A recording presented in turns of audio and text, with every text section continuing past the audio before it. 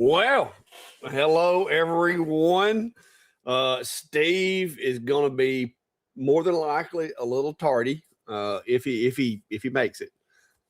He he is dealing with some pretty severe weather up there where he's at, and kids and everybody that needs to get from point A to point B. And apparently, the road conditions aren't that great up there right now.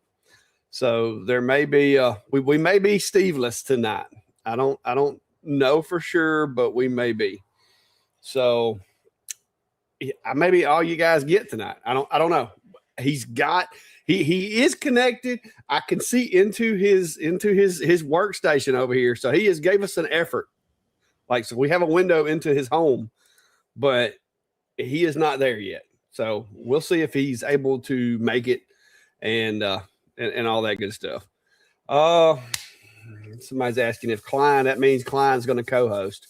If I could get him to do it, Klein's having all kinds of things getting in the way of him getting more involved right now. So we'll see how that goes. But you got me, guys. I mean, that's all I can tell you right now. I'm trying to fix this screen. I want to fix the screen to where I can show the comments, but it's kind of set up for just one person. So let me see if I can change that just a second here. Let's try to do it this way. Oh, that's not gonna work. But yeah, so give me just a second to try to fix this layout that I got going on here, because yeah, it's not gonna cooperate, is it? Not with one person. It's gonna cover up the background up top. And I also don't have the comments showing up. But anyway, all right. Well, we're gonna have to work with this, I guess, for right now. Let me see if wait a minute. Will it let me move that to there? Maybe. All right, let's see what that does. Well, that kind of got me off top of the stuff up top, so that's better, I guess. All right, so let's scroll through here. Since Steve's not here to talk and tell us what's been going on in his world, I will give you my update of what has been going on in Steve's world. So far this week, it has snowed. It snowed a little bit more, and then today it snowed some more, and so that's why he's having problems driving around in the snow. So that's all I got. It's been cold and snowy, is what he's been telling me. So hopefully he'll make it in here before it's over with. So I'm going to roll down through here and look at some of the comments, and we'll just go ahead and start. If you got questions, drop them, because, I mean, that's all we got tonight, guys. It's just either going to be me sitting here talking or y'all answering questions. So you probably need to start dropping some questions. It's going to be a long night if all I do is sit here and talk. So let's see what we got going on tonight. First of all, thank you guys for last week for the Christmas giveaway. I will also want to say thanks to all of those who supported our Christmas giveaway last Sunday night, and just to give them a little more recognition and a little more, I guess you could say, pat on the back. Let me make sure I don't leave anybody out. Let me find my little thumbnail here. All right. So last week we had our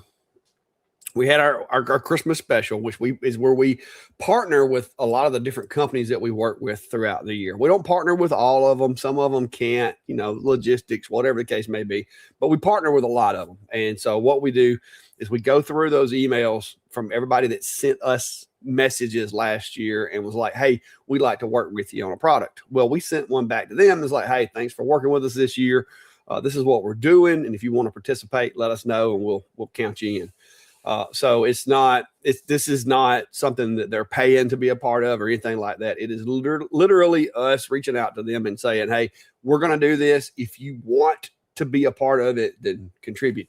And that's how that goes. So, as we discussed last week, you had Adam Stack, Carbide 3D, Sculpt Fun, X Tool, Sane Smart, Cody from over at Genie Bits, Acemer, and Lightburn were all contributors for this year's Christmas special.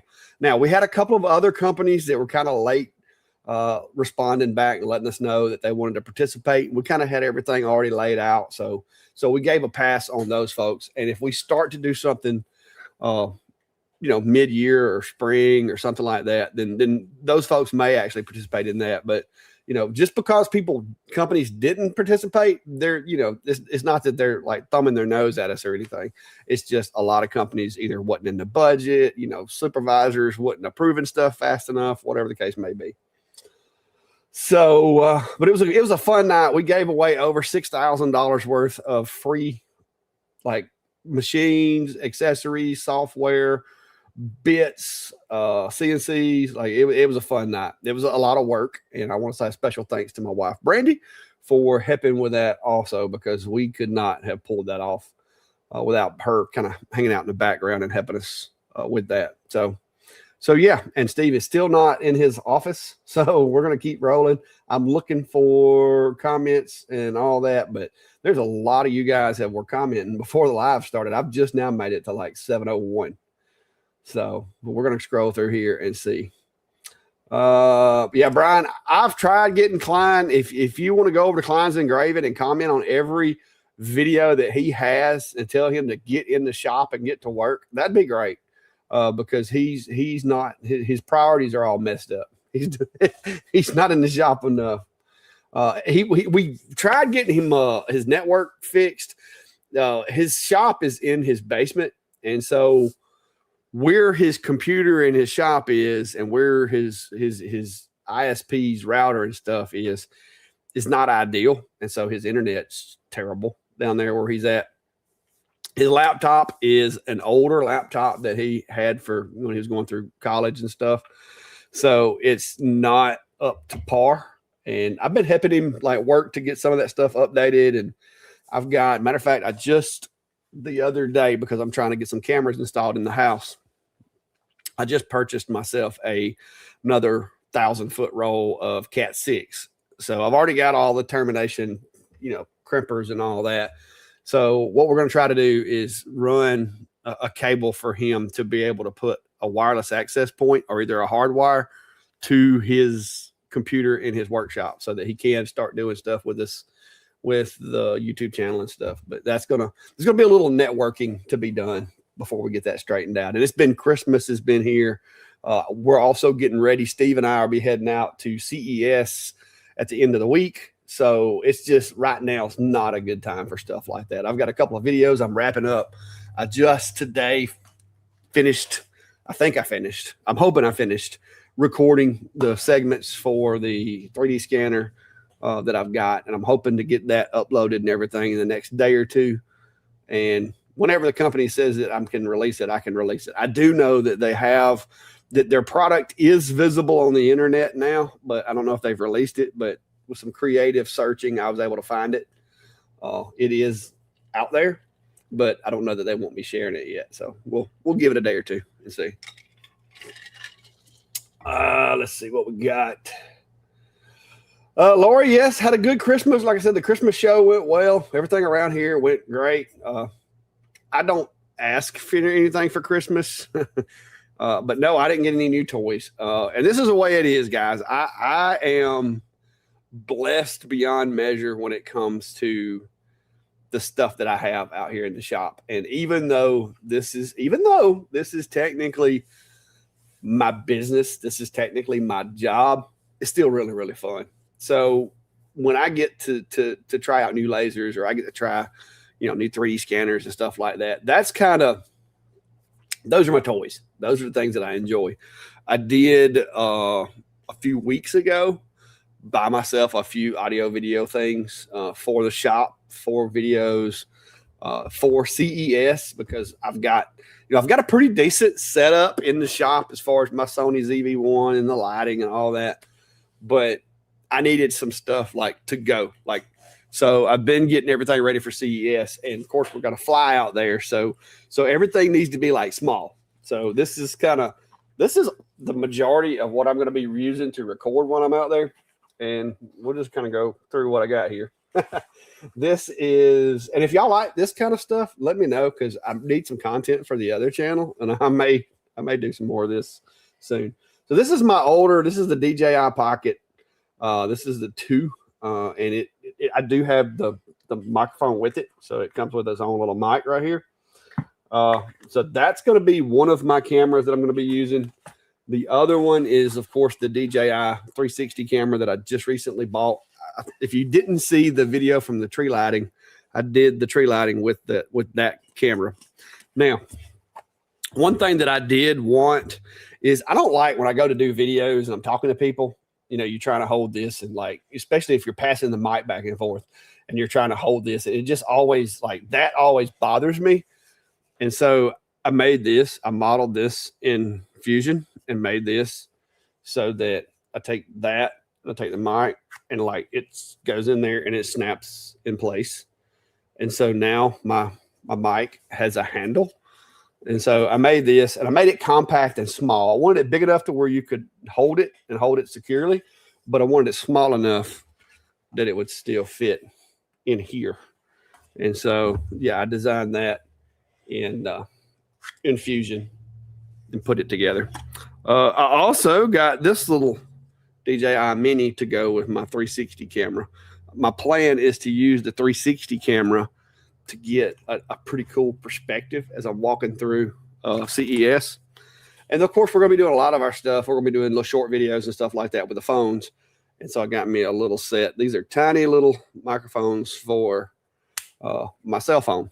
And these are really, really affordable. I was shocked how cheap they are. And they've got this nice little charging case, so you can charge the case up, put them in here, and when you pull them out, they're ready to go. And they're actually so small that I struggle. I almost need tweezers to get these things out of here. But you just plug that into your phone, and then it connects up. So it's pretty neat. But yeah, I'm trying to keep everything compact because I'm gonna have to carry this stuff throughout the event, and 2 back surgeries and a knee surgery later, I don't want to be humping 300 pounds of camera gear everywhere I go. So yeah, it's going to be interesting. Let me see. Let me scroll through here for a second. I'm trying to jump around. I'm having a hard time keeping up with all these comments and talking. Let's see. There's a problem with the mic handle. It's not on. Yeah, well, Chris, I wanted to. I didn't have. The thing is this is PETG. I only had the orange in PLA when I printed this, and so I didn't want to print this in PLA because if I leave it in my truck or something during the day in Alabama with PLA, it'll be a pile of mush. This is PETG here. I've got a couple of PLA ones that are actually in the shop, but I can't put them in my backpack because if I put them in my backpack and leave them in the truck or something while I'm at an event, they're gonna get soft. So yeah. Let's see what else we got. Yeah, well, luckily I have had talking about the DJI thing. That actually applies to any DJI product that transmits audio through the airways or transmits anything by airways. The FCC is the one that did the ban. So technically, because I can connect to my 360 camera by Bluetooth, it would apply to it as well as these because these are Bluetooth compliant. They do use wireless transmission to send audio. So it would apply to these too. And my drone that I've had it forever. I've got an original Mavic Pro, and I'm still using it. It still works. The batteries don't last as long as they used to, but for what I'm doing with it now, it really doesn't matter for me. Peter, you're talking about adapter. You're talking about with my little handle. The handle will work with, this is the DJI microphone. It works with it. It also will work with, these are my in-shop microphones here. These are the ones I use on my big video, on my Sony ZV-1. This is the one you see me wearing a lot in the big video, in the long forms. But it fits these as well. So it'll fit the Boyas. The big Boyas, like these Boyas that come with this little box, like this is a charging box and everything. It fits them as well as the the older DJIs like this guy, not the DJI Mini. I mean, I guess you could. Oh, there's Steve. I guess you could put the Mini in there, but that's not exactly what I built it for. Well, how are you there, sir? You've been out there trekking in the snow, just being an abominable snowman up there. Or what? Yeah. Well, let me turn you down a little bit. You're a little loud here in the shop. We've got a nice blizzard going on up here, and my son works for the Postal Service, and they have that stupid creed of rain, sleet, shine, or snow. Yeah.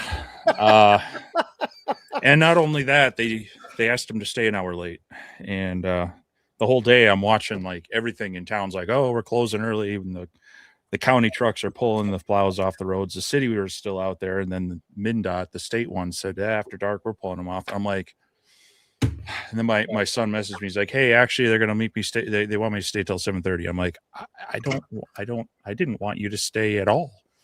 Yeah.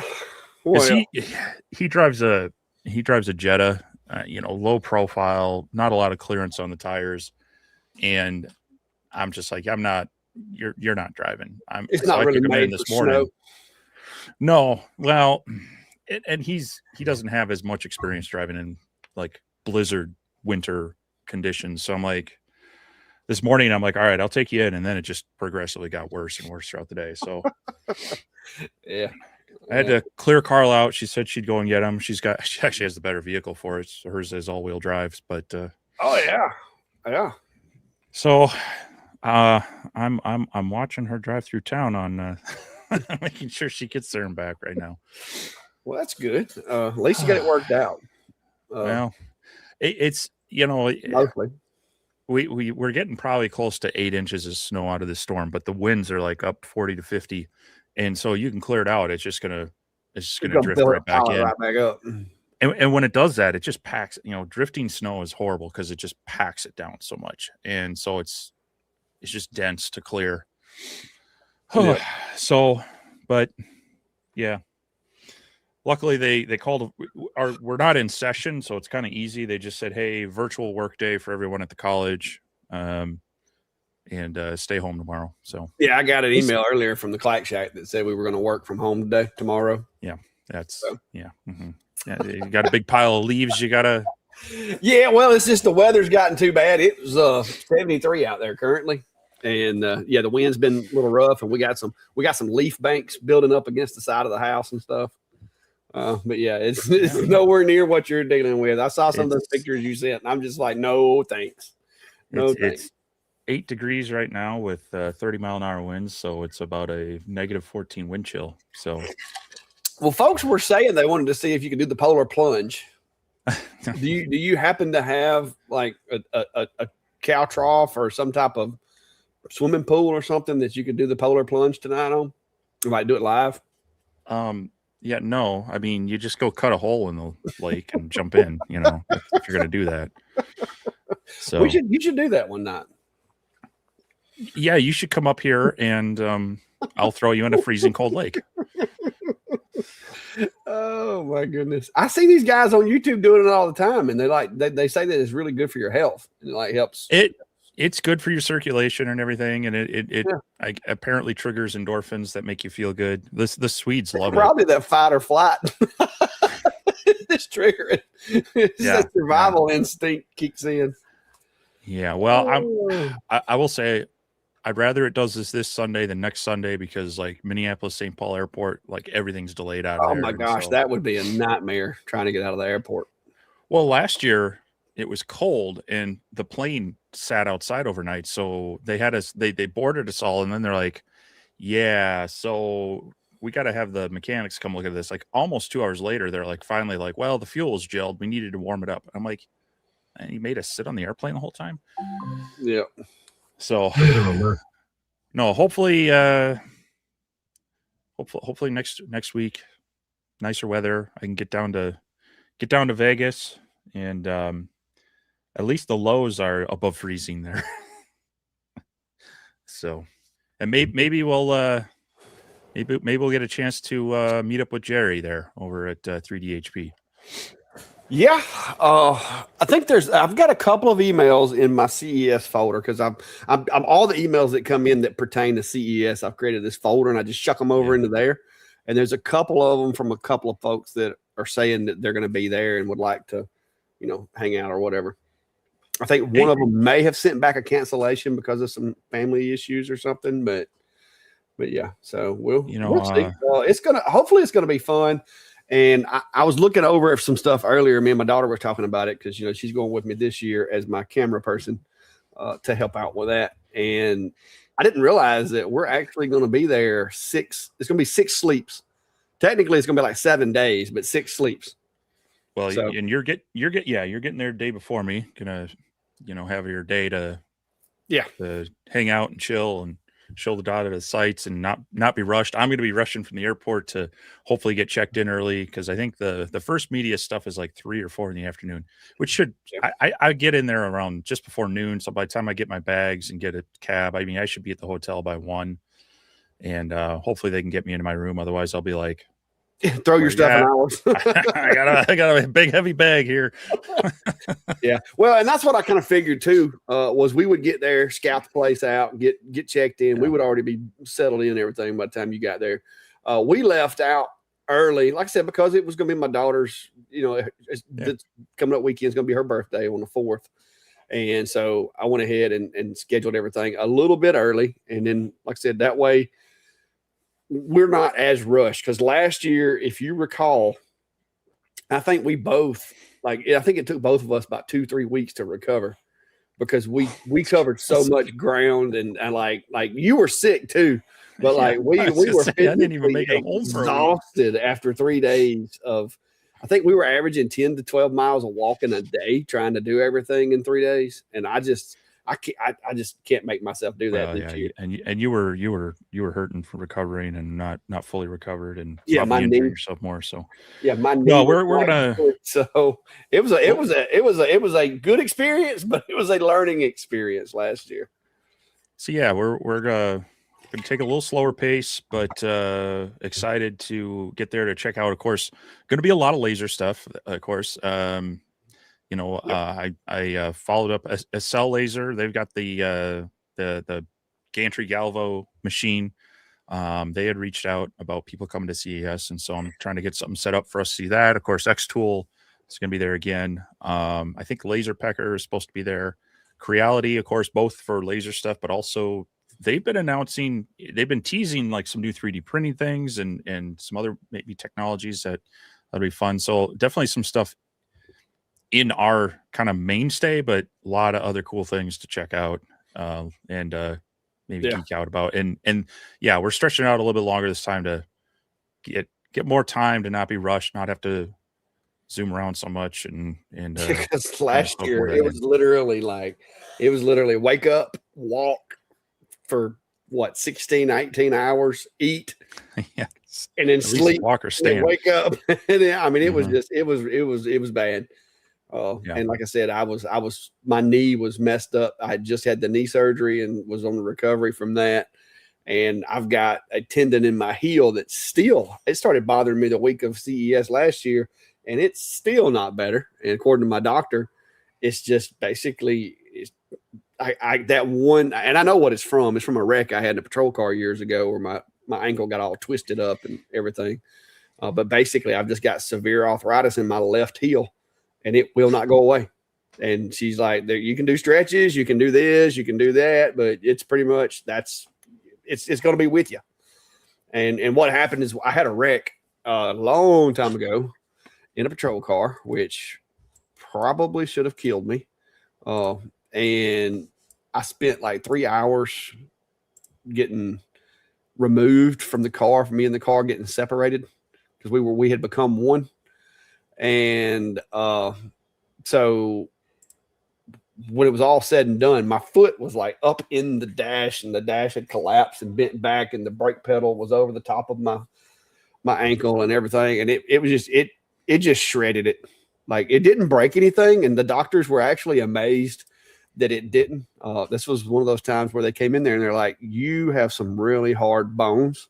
don't know what they were asking me, do you drink milk every day? Do you drink a lot of tea? Do you do this? They're like, there's no reason why your bones should not just be destroyed. They're like, it pulled like the ligaments and connective tissue, it messed it all up, but it did not break a bone. And so maybe it's yeah. What is it that livers, you eat all those chicken livers, so maybe it's you're getting extra minerals from that. Oh, they told me, they're like, we don't know exactly what it is, but your bones are hard because you should have. Yeah. They're like, you should have at least had some broken ribs. You should have had these. I was trying to find a picture of the car. I've got it somewhere, but they're like, you should at least have some damage somewhere, and they're like, we can't find anything wrong with you. And I'm like, y'all are acting like that's a bad thing. Like, so let me see if I can. Yeah. Well,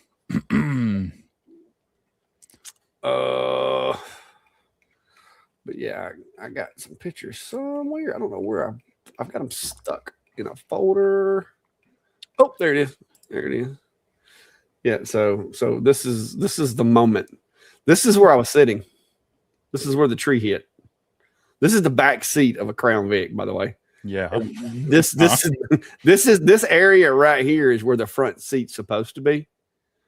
And there was before the wreck, there was actually a transport barrier cage in here that had to be cut out before they could, because they had to cut the cage was back here, so they had to cut all of that out and pull it out of the car. And then once they got the cage out, then they were able to cut my seat loose and fold it back this way. And then once they got the seat folded back and got me back here, then they climbed over me and went down in the floor down in here and had to push all of this part of the car up to get my foot, because my foot was somewhere right in here, twisted up in all that mess.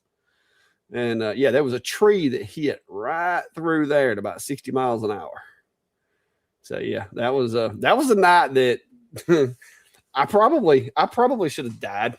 To be honest with you, the good Lord had to have been sitting in that car. I wound up with 3 or 6 stitches. I think it was 6 stitches. I had one cut right here from a dash camera, because back then we had the cameras that mounted right above the windshield, and they came back like this. And when the car crashed, the metal that was made the outside of that camera like buckled, and when it did, it cut me like a razor blade right in here somewhere. And I can remember because the airbag went off, and when we got stopped, the car just imploded around me, and like literally the tree was like right here.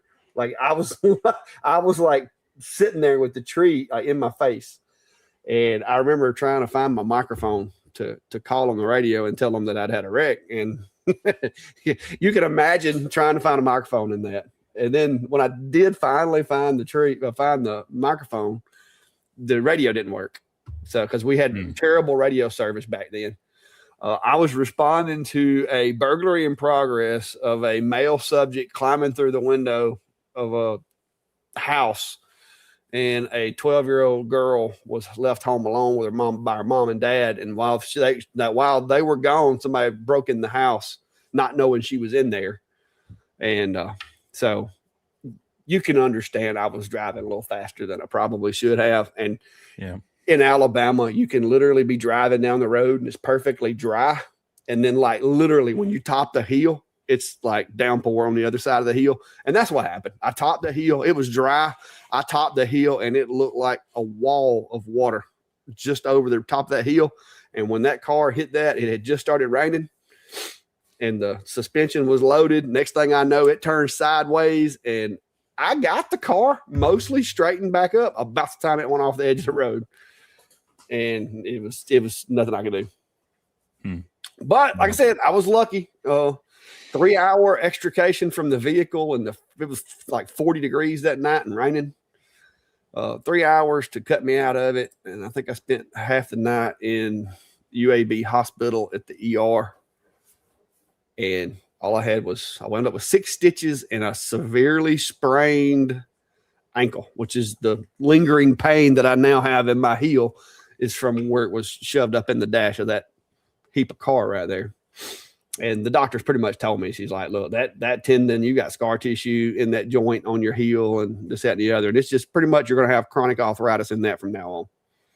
So when y'all see me and I got this little hop in that left foot, that's why, because it hurts. It's like stepping on a nail sometimes when I step with that thing. Yeah. Well.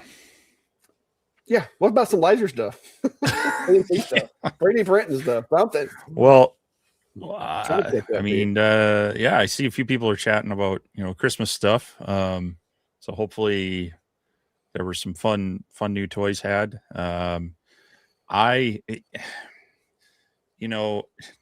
and I are hard to shop for each other because we have very specific and expensive hobbies. Because for hers, it's photography, and some other stuff. For me, it's, workshop lasers, whatnot. And so, we get ourselves some more kind of milder practical gifts and such. So she got me a sling bag because I commented on that. I was trying to find a good sling bag last year before we went to CES. Yes, you were. We went to Target or somewhere, didn't we? Yeah, we went all over there trying to find it, and I found kind of an okay one. And she found one that's all right. I might use it. It has a laptop sleeve, but it's not quite. I don't know. I'll have to see if it fits my smaller laptop. And I don't necessarily need to have my laptop with us on the.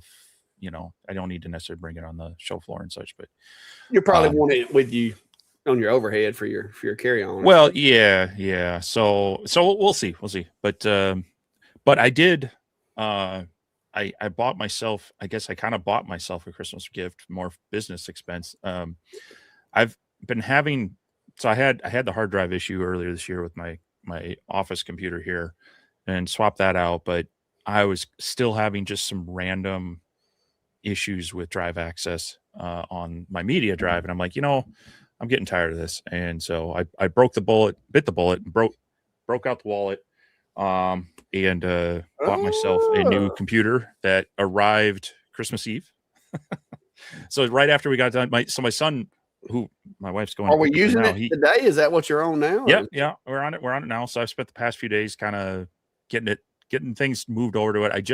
I ordered the computer. I didn't build it. I've done that time and time again. And I say, economically speaking, building it is not always the best way to go. Yeah. And so I got most of the specs that I wanted at a pretty decent price, but I wanted a media drive, a second storage drive. So I ordered an NVMe drive, and that arrived yesterday. So hopefully that will prevent the random, hey, you're missing a minute out of audio on your video now. Because that was happening. You've had that happen like 3 times, haven't you? I know. I kept, yeah. And then this last one I tried it took me like 3 or 4 times of encoding it to get it to go on that old one. So I'm going to rebuild that one. It's either going to become a shop PC or it might go to my youngest son. So, but yeah, that was kind of my gift to myself to not have that hassle and to be a little more productive.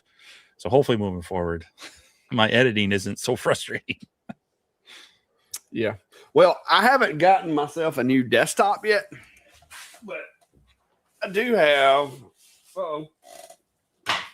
I did get this a while back for portable stuff because my other one that I bought, I didn't realize I had it 3 years.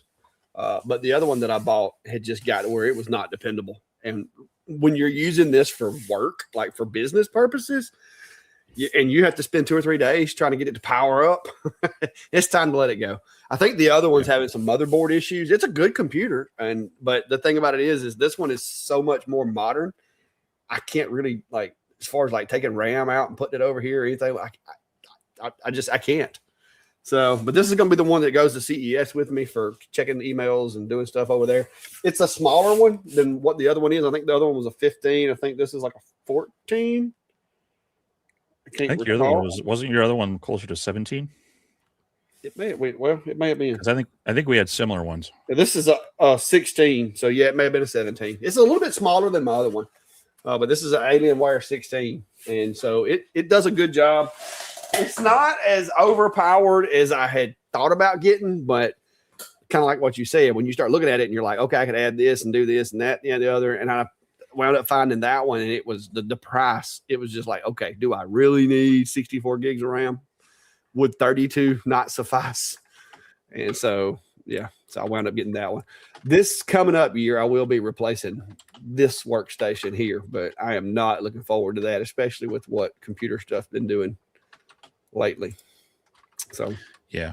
Well, that was another thing too. I was looking at him like, better buy it now with stuff that's in stock because memory prices and GPUs and everything are just going through the roof because of all the build out for AI stuff. So, yeah, the last one I got was a 15.6 inch. So I guess it actually, according to this, it may have actually been a little smaller than this one. And this one's saying it's a 16 inch. So, but anyway, it's small enough to fit in my little day pack that I'm gonna be using for over there. And like you said, I'm not gonna be once we get to the motel room, the laptop's probably gonna stay in the motel room, and then the cameras and tripods and stuff like that will stay in the backpack. But going over there, I will be backpacking my laptop so I can check emails and have something to do, while waiting. That, and I don't really want it necessarily in my luggage getting slung around everywhere. Yeah. Yep. But anyway. Yeah, right. The trees around here will step right out in front of you if you don't watch it. My niece actually hit one last night leaving here, but no, it did jump out in front of them. Sharon's asking, can you explain how I can put a pause in between layers so I can change the filament before doing the next layer? I'm trying to do a 3D printed 3-layer ornament. I'm using the FlashForge 85M Pro. So that's using a branch of the Orca slicer. And so I believe, and I tried to load it up, but I haven't loaded all the slicers on this computer. Once you have your model in the program, you want to go to the slice function and let it do that. And then there's on the right side of the screen, you can scroll down, kind of move through the layers, and you can pause that where you want the color change to be. And then you right click on the slider at that point, and you should get an option in there that is basically add pause. And so that should put that in there for you. I haven't tried it with the FlashForge slicer, but it's built on Orca. That should be in there. But that would be my first method to try. Like I say, I haven't tried it, with the FlashForge slicer, but it should allow you to do that. Yep.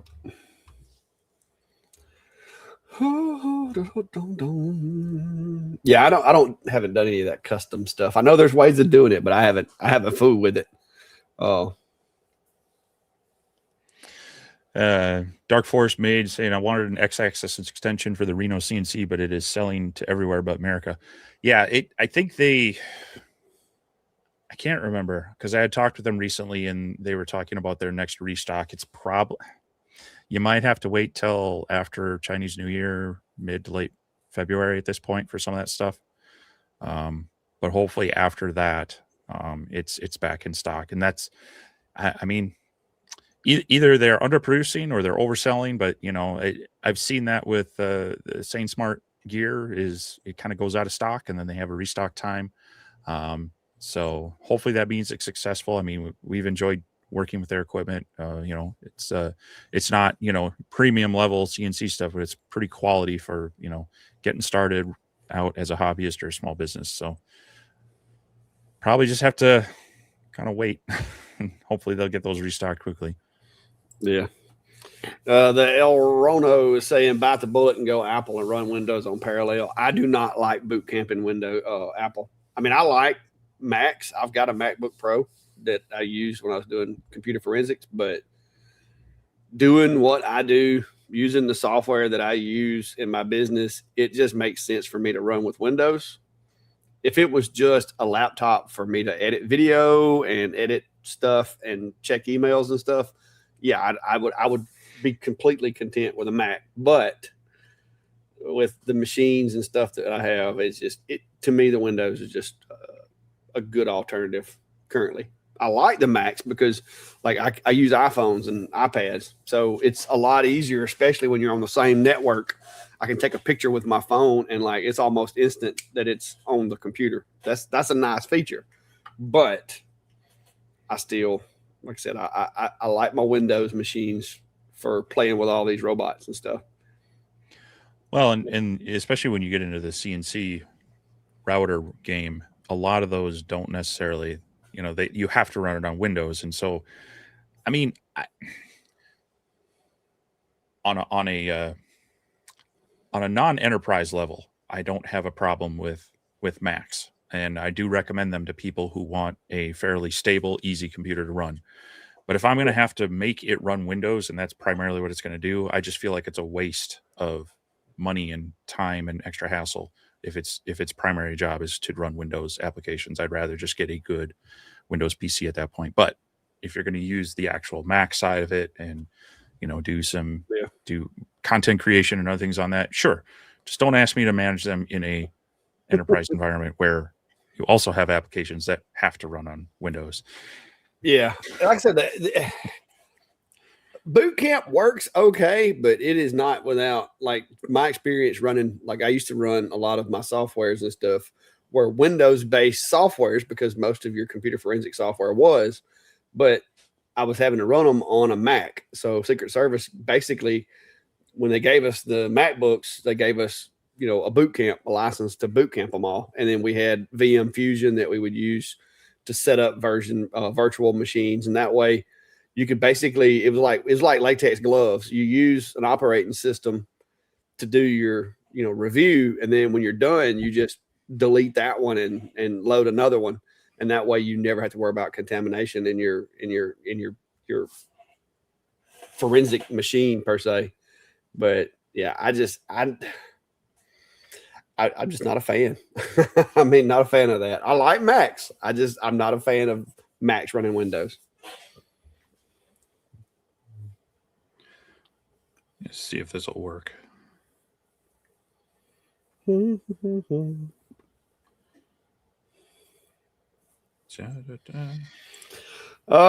as far as the crystals go, there's a lot of companies selling it right now. ComMarker's where I bought the last that I bought was from ComMarker, and I bought a little bit from Amazon that I'm still running through those, testing them. I've been trying to do the round crystal with the X-Tool Ultra, but I'm gonna be honest with you, that is quickly becoming one of those things that's kind of like colors on metal to me, to where it's not worth the hassle.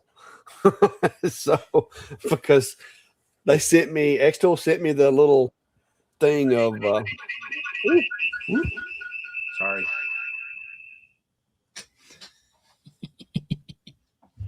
But X-Tool sent me a bottle of their magic whatever solution that they're using for doing the round ones, and I'm not having any luck with it.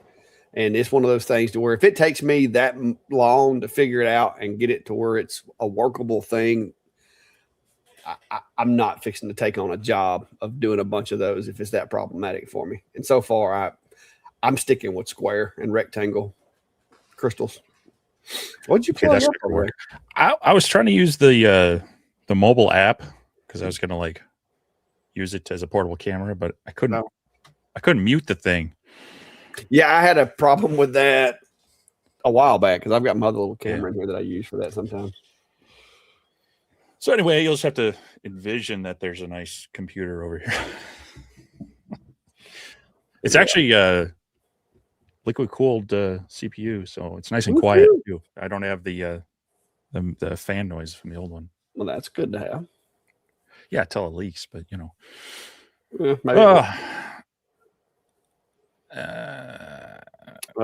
GE. That's a whole lot of dots. Gil. Yeah, I think that's Gil Jimenez. Says just getting into lasers. Glad to see a community to help learn. We try.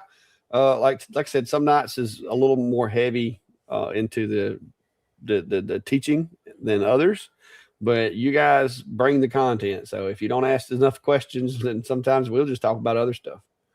but yeah, we try to help when we can. There's lots of videos Steve has, I have, some of the other guys in the chat even have videos that are, that'll help you get through some of those little trip hazards and stuff along the way. Yep. There you go. There's your question for you.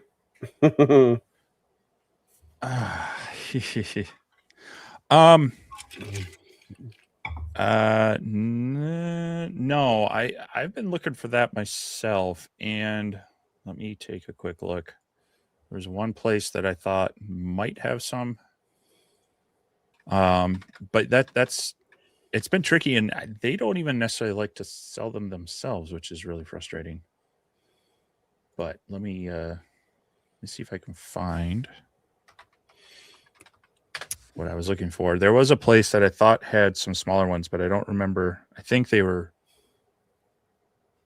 They're 10 millimeter. Yeah.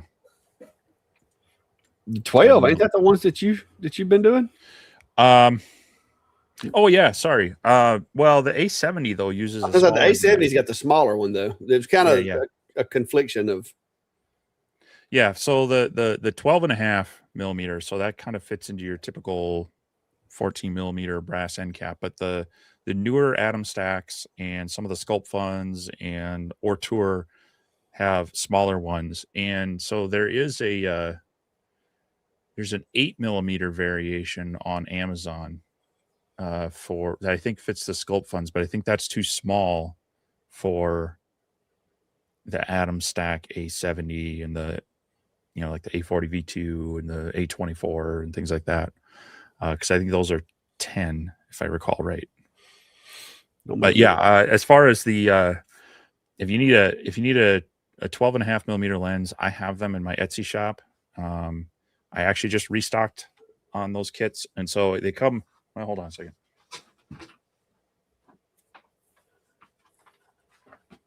I happen to have them right here. So, well, not going to see that very well, but there's 8, maybe.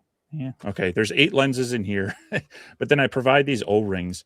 Now these were actually sized more off of the original X-Tool, the D1 10 watt, and then the 20 watt. So that's where I came up with the 2 different sizes of O-rings, but they tend to fit a lot of the different lasers. So a lot of them will have the lens glued in now. So you pop that out with acetone, and then you drop the lens into the brass end cap, and then you drop one of these high temp O-rings in there, and then they just kind of through, it acts as a washer against the module base, and so you just tighten it down, it holds it in place. Then it's far easier to replace it each following time. But these don't fit the newer Atom stack lasers that have that smaller lens in them. So yeah.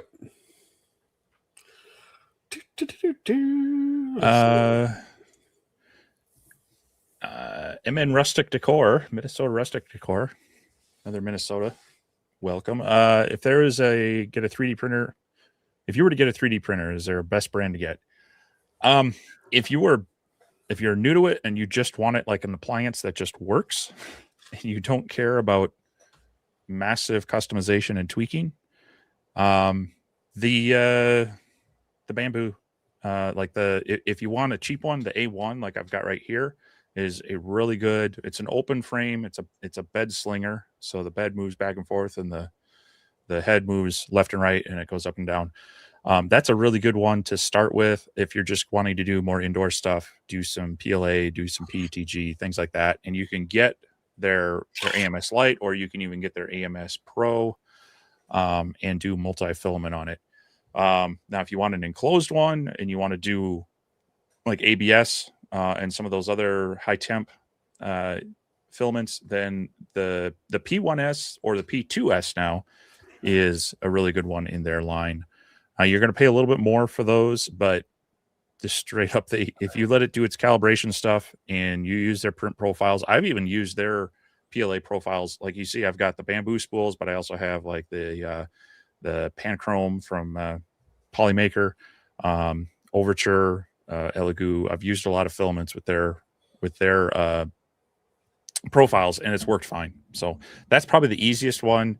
Now I also have the FlashForge AD5X. It's a little bit smaller, it's a little bit cheaper, and they do have the multi-filament here on the side. It prints just as fine. It's just odd that it feels like less quality, but the prints are almost the same quality. It has a slightly smaller working area and such as well, but that one's a little more budget minded if you want the multi-filament stuff tied in with it. So those are a couple that I use. Now Anycubic sent me their S1 Cobra with their Ace Pro 2 multi-filament system on it. And it started out well, but I've been having some issues with it. And so I'm going to have to reach out with them and see if they can help me out on that one. So I haven't put anything out on that yet, and I can't quite recommend it yet because of some of the problems I've been running into. And that's why I say, with the bamboo ones, I mean, I've had a couple problems, and it's just because I got lazy. I didn't clean the bed, and I had a adhesion problem, which caused it to kind of gloop up. Outside of that, I really haven't had any issues with it. Yeah, that's the only two things I've had is wet filament and bed cleaning protocol. That's really all I've had. And a lot of people will wipe it down with alcohol, and I will too. But every so often, take it to the kitchen sink, hit it with some Dawn dish soap, scrub that down, really get that cleaned off like that. You'll be amazed. It's kind of like cleaning your honeycomb. Well, I was getting mine, I was cleaning mine religiously, like crazily cleaning it. And since I've started printing all these Bigfoots, I've been having them stick a little bit. And so I actually went from, instead of cleaning it every time, to just wiping it down with a microfiber cloth, and it's not sticking anymore. So you switched to PETG too, and that does tend to stick to the build plate a little bit more than so I've had to clean it a bit less, but I'm still getting good bed adhesion. So, but I'm still using the old trusty A1. I haven't upgraded yet. Yeah, no, it's a really good printer. Myself upgrade. I'm like, it's doing everything I need to do. I don't know why. I mean, I would love to have a P2S. I really would. I've put it in my cart and took it out. But I just can't make myself do it. I'm like, why? It's like replacing your vehicle when it's running perfectly fine. I mean, I think it's probably gonna be like the rest of your machines. Eventually, you're gonna find some reason that you need, a second printer or something. Then that'll kick you over the edge. But you're right. I mean, if you're getting by with what you got and it's working for you, don't spend the money unless it's just burning a hole in your pocket or you really have a need for it. Yeah.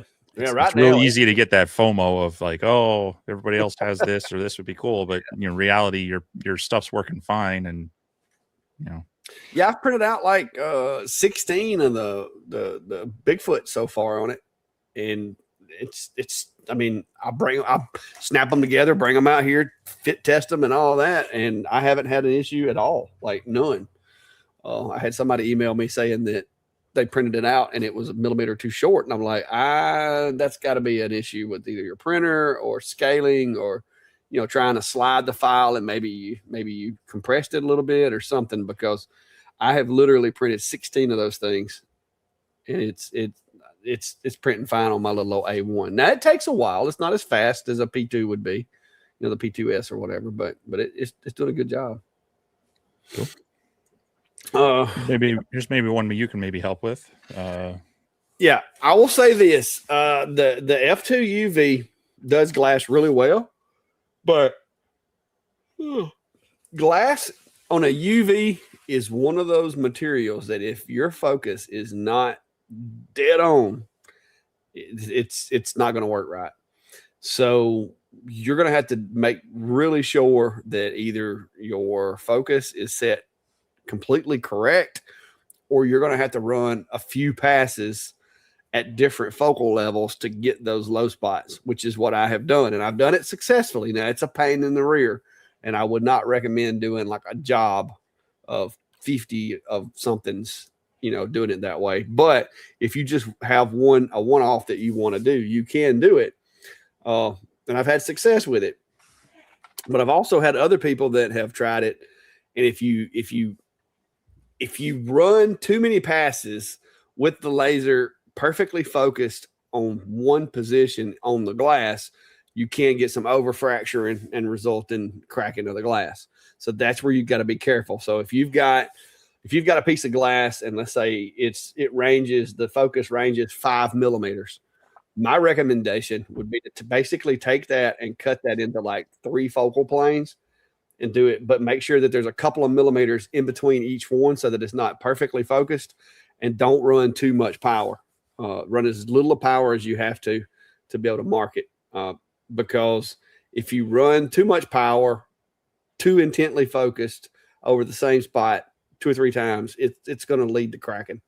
And that's a lot of the problems that a lot of guys are getting. And that was one thing that I pointed out in my video when I did the video with the glass. And I've seen a couple of other guys that pointed that out. Now, there's a lot of folks that kind of gloss over the fact that focus is that critical with the X-Tool F2 UV. If it's a flat pane of glass, it rocks. Like, it does great. But if there's any kind of focal plane deviation, once you get with glass, you get more than, I'd say, probably 3/4 of a millimeter from the perfect focus. It's done. Like, it's not going to mark at all. So if you want to go back and look at the video that I did where I did the glass that my wife has, it's actually a vase, but it was kind of like a, look, it had finger notches in it or something. And I did one pass to where it engraved the high spot, and then I lowered the focus a couple of millimeters, did the next level, and then a couple of millimeters and did the next level. And I did it in like 3 passes and got it to do it. But the UV, the X-Tool UV, and any UV for that matter, the focus has to be perfectly set to do glass. And if you're the least little bit off, you're either going to have an inconsistent frosting or you're going to have nothing. Like, it's not very forgiving. It's not like wood or plastics. Like glass, you're either on it or you're not. And it's the same whether you're using the com marker machines or the X-Tool. It's the nature of the way that thing focuses and the way glass interacts with it. So it's tough. You got to get creative when you're doing stuff like that. Well, since you're on the F2 Ultra or F2 UV, here's another one. Alex is saying I'm having issues with the F2 UV, Ultra UV doing tumblers. Is there a guide you recommend when trying to do more than one layer and then engraver a second layer or something? Trying to do more than one layer.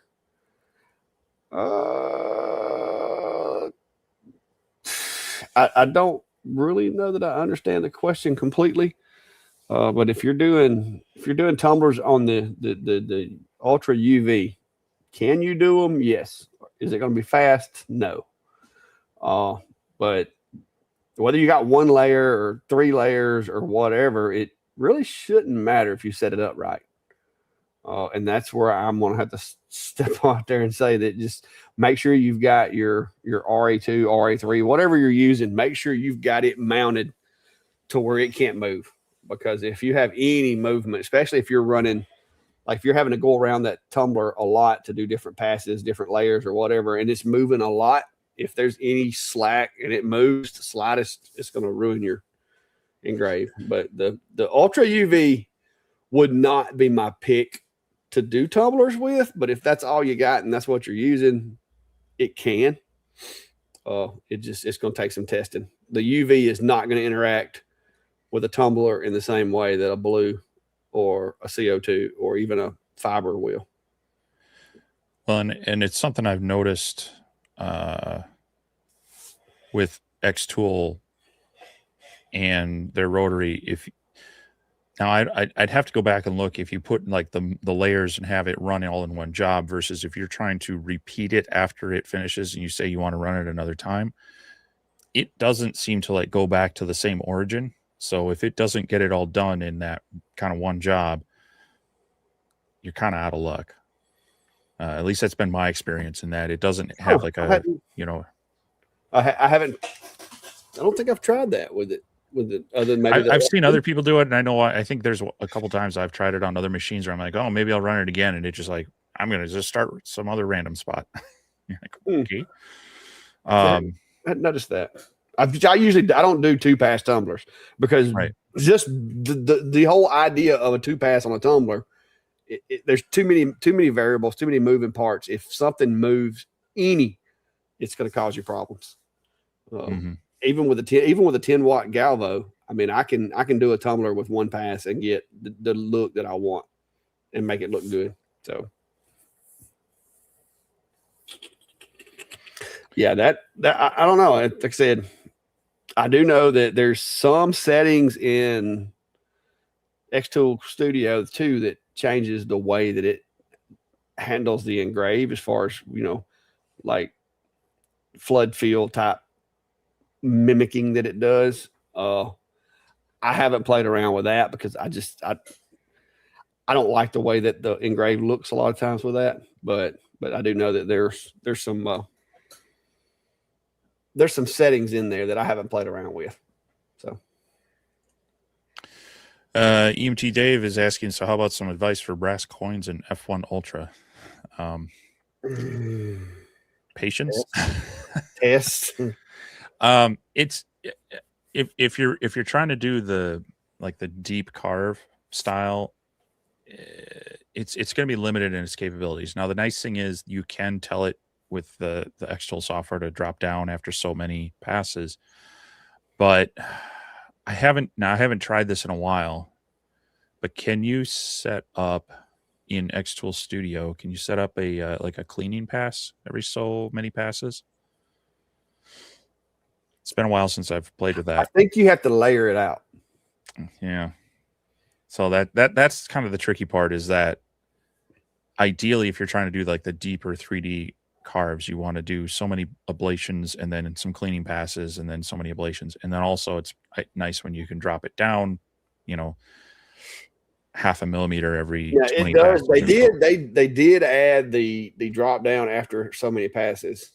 They've added that, but I don't remember if they've added the clean passes or not. I usually just do a separate layer and layer that myself because that's what I'm used to doing in Lightburn. The other thing I will say, though, you're going to want to check where you're getting your coins from. Not all of them are solid brass. A lot of them are brass coated and like the interior is like zinc or something like that. And again, if you're trying to do those deep engraves, you're going to get through that brass layer and then it's going to turn to junk. And actually, if it's zinc, it's going to be a little bit of not great to be engraving on because it puts out some bad chemicals as well. So check your material source. If you're just trying to mark them, then get some brass sheet and do like a speed test, and you'll be able to get kind of your whites and your darks and your browns out of it, and then you can kind of set up your layers that way. But brass is one of those materials that absorbs heat really well, so it takes a lot of power to do much with them. Yep.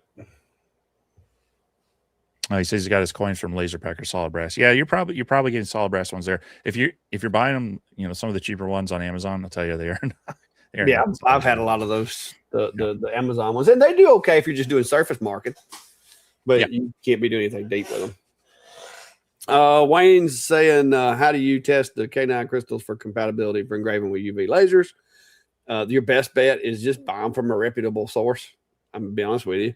I mean, I know people have shown that you can take a UV flashlight and shine against them, and if it turns blue, it's a good crystal. If it goes straight through it, it's not. I mean, there's ways that I guess you could test, but if you buy them from a reputable place, then you don't have to worry about it. Like I said, the ones I've been getting from ComMarker, those are the ones that they sell for their machines. I've had good luck with them. And even the stuff I've got off of Amazon so far has all been the K9 glass, or K9 crystals, which is basically just a synthetic crystal is about all it is. It's just a glass that's got a few extra things added to it to make it extra clear, and it engraves really well with these UV lasers. And keep in mind, it doesn't necessarily mean if it's not exactly the same as one provider, it doesn't mean you can't engrave them. It just might not be as quality or is high resolution. The refraction on it might be a little bit different. You may have to make some adjustments.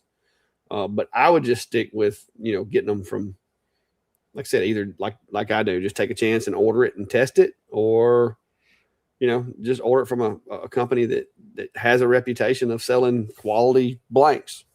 I don't think X Tool has really loaded up on them yet. I know ComMarker did. But now, like last time I ordered from ComMarker, it took me like 2 months to get them in. So be warned.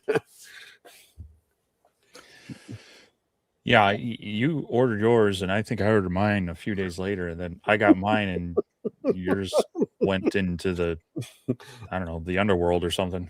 Yeah, it was like they wound up just writing that shipment off and sent me another shipment. I think it got held up at like customs or something, because it was right about the time that all that was, really getting spun up. And I'm thinking it got like rejected at customs or something happened to it. I don't know. Yeah, who knows?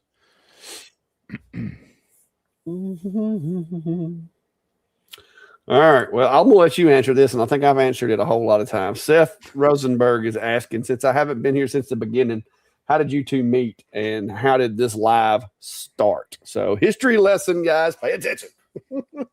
Clack was a stalker. I was not. Yeah, you were.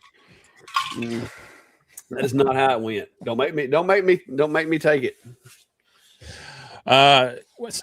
This goes back 3+ years ago. So I've been using lasers for quite a while, and a friend of mine asked me what I had thought about, this 10-watt blue diode laser, and I was like, I don't know, it's cute, but it doesn't do anything my CO2 doesn't. But he really wanted to try it out, and so we I got connected with Xtool, and we got a D1 Pro, and I started making videos with it. Somewhere around that time, David decided to buy a laser for his workshop, and he had started making videos on his sawmill and just sharing, his just general workshop stuff, kind of what I was doing. But the algorithm kind of started showing each other our videos. We started commenting on them, and then I think he had done a live. He was on a live, and I was in the audience, just also chiming in, answering a few questions as well. And so we offline started just talking and saying, hey, let's hop on together and try this out. And we've done it every Sunday since. Yeah, it's over 3 years now. Yeah. And yeah, so it was more or less just a chance thing, because we had crossover interest in the lasers and stuff. And then once we started doing the live, of course, like me and Steve would get a lot of the same equipment to review, and we would kind of compare notes and, hey, what do you think about this? Or are you having a problem with this? Or is it just me, bouncing stuff off of each other? Because a lot of times, I may get a machine that it has a little bit of an issue, but it may be an isolated issue that Steve's not having, or it may be one of those things where we both have the same issue. And that's when we can go, okay, this is definitely a problem. This is not just, we got a Friday or a Monday machine. This is a problem. So we've worked together on that stuff for quite a while, and it's just, it's been fun. And I think it's been more or less beneficial to both of us as far as having that connection. Cause there's times that like Steve will be busy at work or something, and I'll get a machine in and, create a machine profile or something, and find that there's this one little thing that you kind of got to watch for when you're setting it up. And I'll just shoot him an email and be like, hey, if you haven't got this machine out yet, just be aware of this, because, it can stump you. Because there's times that it's this little simple thing that maybe they forgot to mention in the instructions or something, and it'll get you hung up for like hours trying to figure out exactly what it is. Like they put a zip tie on a limit switch somewhere that you didn't know it was there, and you got to go take that zip tie off before the machine will move, or some craziness like that. And so it's been beneficial to both of us throughout, the past 3 years because of that. Cause like we can create files for each other, adapter files. We share a lot of those because, one of us will get a machine that has this oddball adapter for the exhaust, and then the other one will be already created a file. It's like, hey, send me your file so I can just print that out, So it's the community that, like what we do with you guys as far as sharing, our machine profiles and stuff like that. That's kind of the same thing that me and him do with each other. And like I said, our business models are similar and have crossovers in ways. And so it's been fun. And like I said, it's a little over 3 years now. What was it? What is this one? Is it like 160, isn't it? Yeah. So 160 episodes. So that's 160 weeks, which is pretty impressive. It's kind of funny because it's a common thread for me, whether it's been some of my computer gaming or my model aviation stuff, or now this. I end up making what my wife calls your internet friends. And then especially when we end up meeting up in real life. So yeah, I remember the first time you came down there and you like had to send her like a confirmation of life. Yeah. Well, yeah, because you're tucked away there, and cell service is hit or miss sometimes. At least that first year I came down there. So she's like, "You okay? You're out in the middle of nowhere." I'm like, "Yeah." but yeah, no, it's been fun. So, and I hope it's been beneficial to you guys. That's what we do it for. That's the biggest thing, is just the community. Well, and also, I mean, it helps to have. I mean, in no matter what you do, whether it's you and I connecting online and doing this live stream, or having that circle of people that motivate you and kind of like keep you from keep you moving. It's easy when you're just kind of in your own bubble to say, whatever, I'll do it tomorrow or something. But when you have your circle, they're saying, hey, where are you at on this? How are you doing that? Let's keep it moving. It can kind of help keep you motivated to keep pushing on. So and that's one thing. Like we have a local makerspace here, and I've thought about getting even more connected with them, just to kind of surround myself with creative types to kind of just spark ideas. Yeah, it is definitely good to have somebody, because I know me and you both, we get a lot of those comments or those questions. Sometimes it's just like, what? And so it's kind of like, it's cool to know that, hey, you're not the only one that gets these questions or these comments or these things sent to you sometimes. But it's fun. And we went to lots of different, we've been to a couple of different events together to kind of collaborate in real life. And Steve came down here. I plan on going up there. I'm not going to be going this week because, one, I'm going to Las Vegas, and two, it's like the North Pole up there right now. So, but it's been fun. I think you guys have benefited from it too over the years. And most of the companies now have learned that me and Steve work together on most everything. So a lot of times too, like when they reach out to me, they're like, "Oh yeah, we're going to reach out to Steve also." So we're gonna let Steve know also. So it's pretty cool. Like I said, because we do share notes and make comparisons, because we look at it from two different perspectives as well. And I think that's what gives us a benefit over some other channels, is the fact that Steve and we don't have the same perspective about everything. It's two different perspectives. So some of you may resonate more with what Steve thinks about it, and some may resonate more with what I think. But to see the fact that both of us actually agree on it, it's a pretty good indicator that, it's not a bad product or whatever. So that's my thoughts on it anyway. Yeah. It's got a nice follow-up one here. Rick's 2 weeks ago, I checked in with round shapes not making a clean connection, cut or engrave, longer 5, 10, 20 watt. Thought it was the belts were too tight. Actually, they're too loose, which surprised me. Thank you.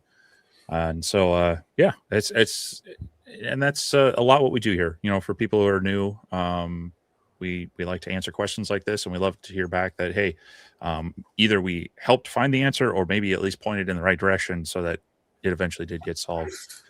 So it's why we do this, and why we don't script it. We don't just kind of come on and hang out with y'all.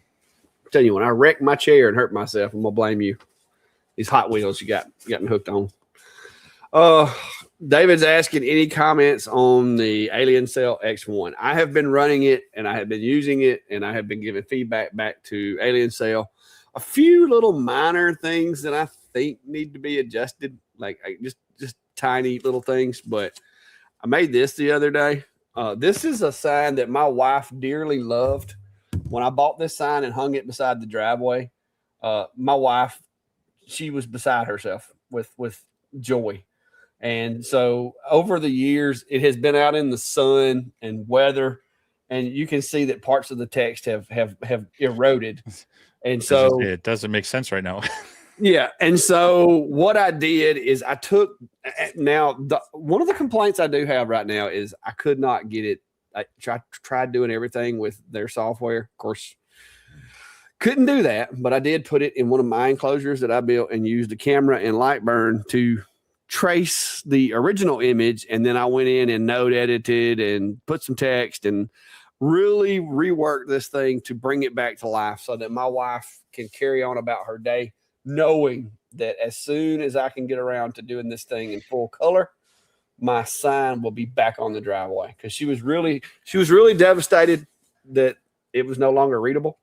But I have saved it. So I've got my "Never mind the dog, beware of the owner" sign ready to go back up as soon as I can get around to.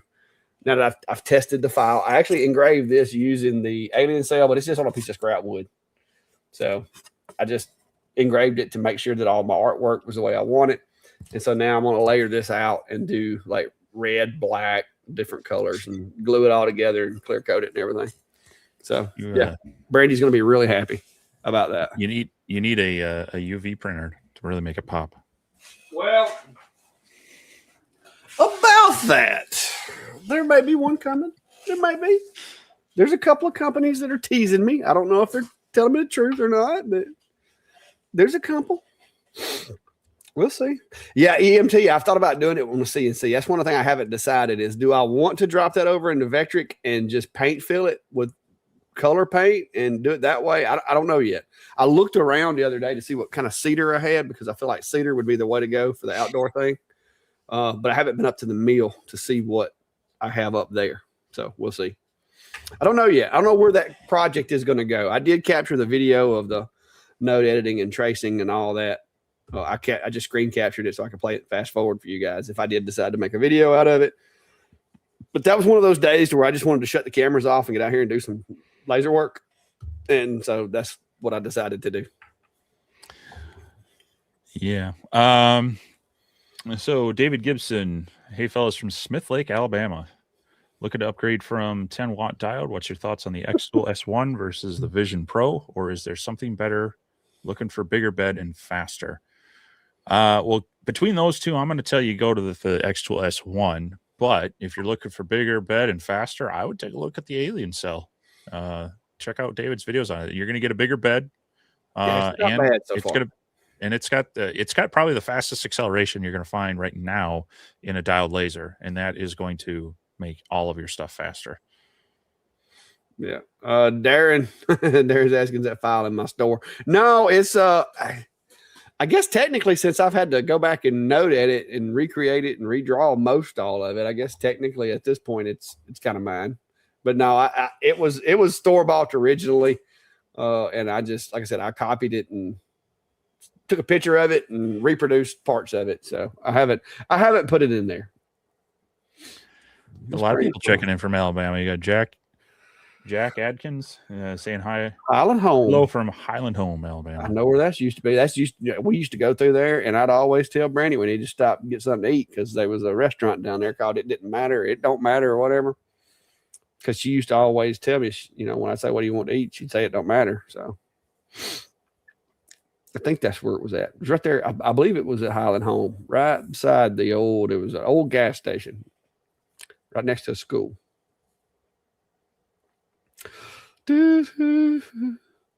Gary says, this retired Army veteran needs something fun to make. Well, there's plenty of stuff to make if you've got the machines. You can come up with some really cool stuff.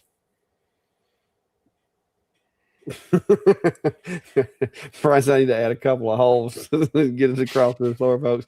Yeah, I saw one the other day that said it was one sign that said warning, no trespassing, and then you went on up the driveway a little while further and it said, you're no longer trespassing, you're now target practice. And I thought that was a good one. But my wife, she really does love my signs. I see she's saying down in the comments, don't encourage me.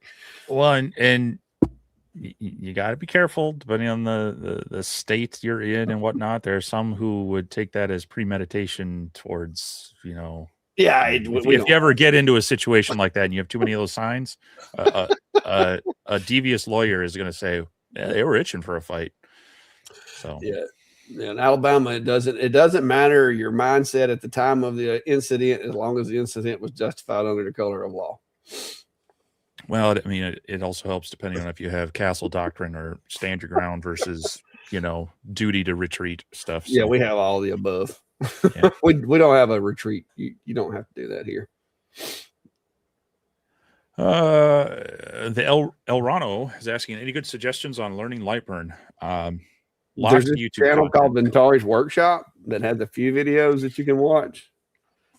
Yeah, so I should probably break these out a little bit more. I did one on getting started with Lightburn featuring the Rolly machine. So I talked about, adding the machine, getting connected with the camera, kind of doing your first material tests, things like that. And then I should probably kind of redo those and just kind of break them into smaller sections and such so that people could find, the more the specific thing easier. But so I've got a few out there. David, of course, has some, and there are a lot of other creators out there that have made some really good, Lightburn tutorials that will help you through it. But a lot of it is, consume some of the information.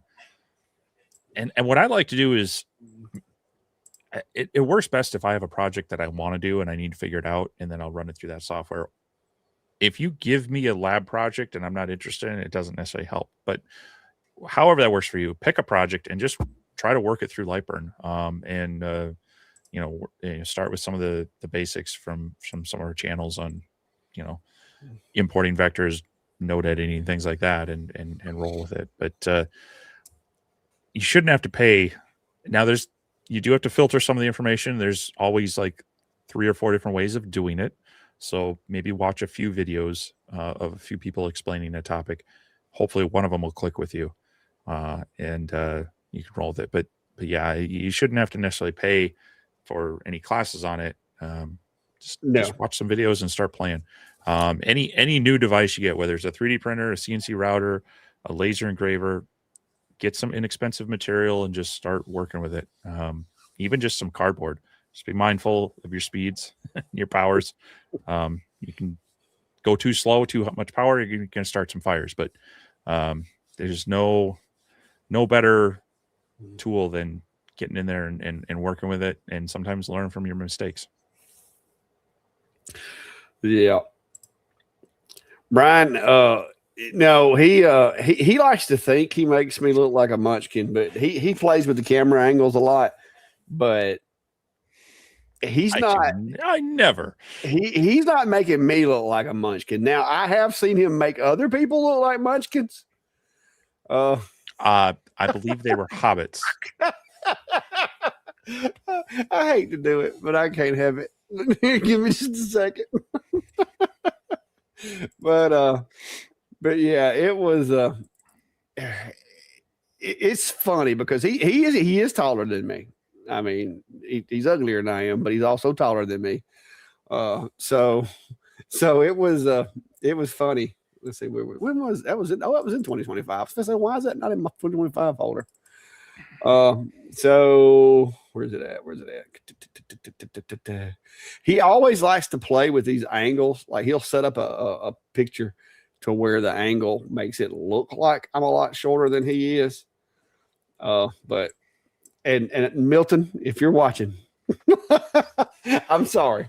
And if any of you guys know Milton and you go tell Milton, I'm going to tell Milton, I'm sorry, but I will buy you a drink or something when we get back to Vegas in exchange for allowing me to have so much fun with this photo over the past, I don't know what year, but yeah, so there it is.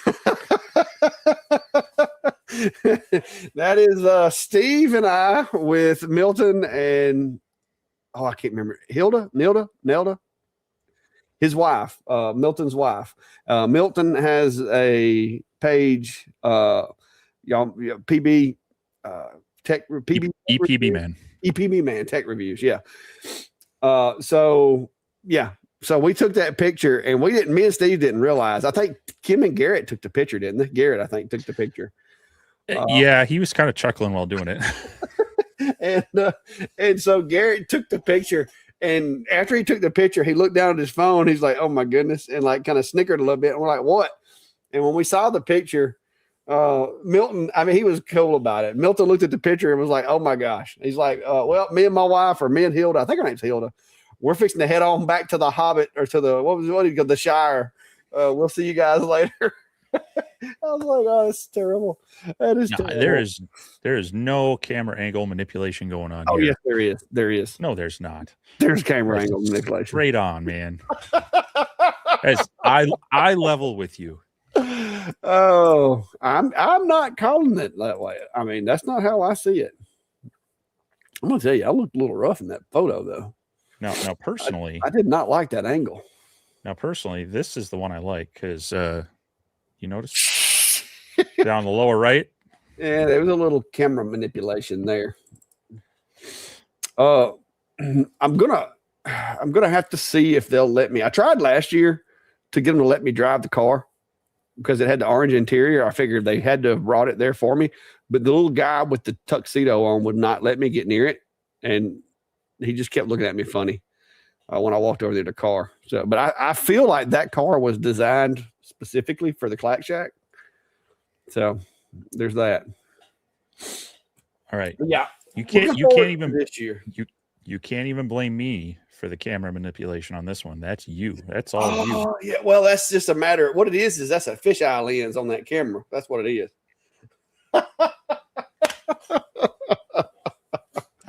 Man, my head looks like a football. Well, I mean, it is. Terrible. I'm going to get some better pictures this year.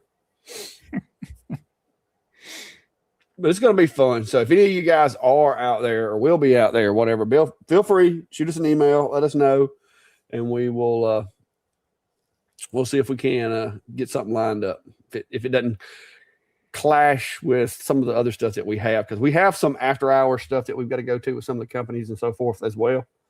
So it's going to be, the calendar is going to be very, very fluid. Ooh, Mark Patterson says their Snapmaker U1 has been shipped. I'm looking forward to seeing how good it is. Yeah, that's a really cool new multi-filament, multi-head 3D printer, and I've seen a lot of good about it too.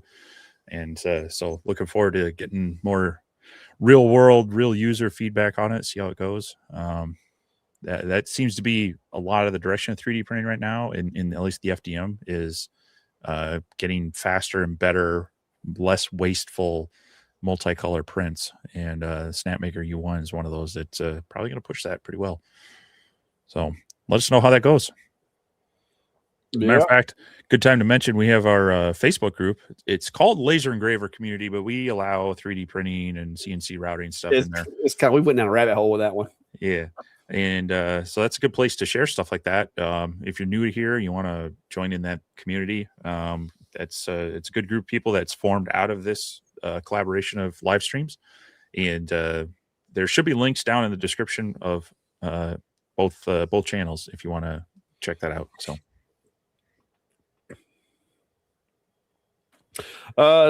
Diggs is asking any experience with on-track shipping. I have none. I don't. I'm not familiar with them. Nope. Can't say that I have. And EMT says Alabama is one of the good states, coming from a Missouri resident. It's not bad. I mean, every state has its ups and downs. But yeah, it's not bad. I like it here. Been here a long time. Don't plan on going anywhere. So Brian says you can do a 2-day layover in Minnesota on the way back from Vegas. Unfortunately, his 2-day layover might turn into a fix to say, from what Steve's saying, stay. It might turn into like a whole winter vacation. I don't want to get snowed in up there.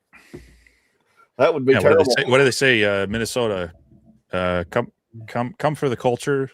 Stay because your car won't start. Yeah. Oh, let's see here. Carrie says use the spray paint tip on the engraved glass ornaments this year, and so thanks for that one. Yeah, I like dropping in little tips and tricks in my videos, project stuff, just to hopefully help people out with that. And glad that one was something you could use. And Brian's still with the comments about the height thing. I'm telling y'all, I'm not short. I'm not short. Short's a relative term. So is tall, if you were asking Shaquille. Yep. I mean, there is once in a blue moon, I come across someone who is taller than me, and I go, "Wow!" So that's what that's. Yeah, who was that guy? We were at CES, wasn't it? When that one guy come, or was it at Workbench Con? Yeah, it might have been Workbench Con. There was like some dude come walking by, and I was like, because Steve looked up at him like, wow, it was like this dude was probably I guarantee he was 400 pounds, but he wasn't fat. Yeah, like, no joke though. It is an odd experience for me to have to look up at someone, and it's just weird. Yeah. So it when it happens, I'm like, wow. Now we both looked highly out of place on the buses over at CES last year. like you know, there was a whole lot of Asian people getting on the buses, and there's me and Steve standing in line, and we can like see over the top of everybody. And it was like, so this is how Steve feels. my wife likes it because she's like, she never loses me in a crowd. Yeah. So. Well, you remember that comment you made about my orange shirt and not losing me in a crowd too, right? Well, yeah. And then we rounded the corner. There was the group of orange shirt people, and then there was the booth that had orange carpet. And I was like, oh, okay, get me out of here. Yeah. Steve was like, yeah, one thing about it, I ain't gonna worry about losing you in the crowd. And it wasn't 10 minutes. We rounded the corner, and there it was. Yeah, that was fun. It was fun. Let's see what else we got. Yeah, Ballard. I think they told me, what was it, like 2-point-something million? It was a couple of million for that one in particular. There was something about it that it was a sweet ride. They had the rope around it, and you could tell this guy, because I was making jokes with Steve. I'm like, hey, you think you'll let me drive it? Because this dude's sitting there with his arms crossed, and he had like his little earbud thing in, watching this car, and you could tell that he was like, his job was to plant your face in the dirt if you tried to get near the car. And yeah, it was wild though. That was a slick looking car. I would really, really like it if my wife would get me one of those for Christmas or something. Yeah, but have you looked into even like what oil changes or brake jobs cost on some of those cars? Oh, I can't imagine. You know, there's these there's some of these more popular YouTubers, they like to give away these, exotic cars, and I'm like, what a horrible thing to have to win, because first off, this, even if it's just $100,000 car, you got to pay income taxes on that, and then you go to the brake jobs are often like, okay, well, there's $5,000, or just like, thanks. I think I can tell you that tires and a brake job on a 2018 F-150 will cost you about $2,500. That hurt. I can't imagine trying to put brakes on a Bugatti. Right? Where would you get those? You'd have to probably order them out of Dubai or something. Yeah. Yeah.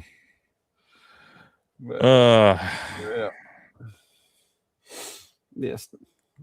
I'm gonna try not to get. Harold's asking what's going on in Vegas. That is CES, which is the Consumer Electronics Show, and it is the largest gathering of consumer electronics companies on the planet, I believe. Like, it is massive. Yeah. If there's anything bigger, I haven't heard of it. It's huge. Yeah. So it's very broad. So it's everything from, the stuff we're going there for is very niche. It's a very small part of it, but it's everything from, new TVs, new phones, new computers, to new home health type things. There's gaming things. There's anything electronic, self-driving cars. There's a lot of stuff that coming out. they're on up to even more enterprise level stuff. So it's very broad, very big. But we're seeing more of the kind of the prosumer grade kind of laser maker type things there. So it's one, but you have to have an industry connection to go to it. It's not open to the public.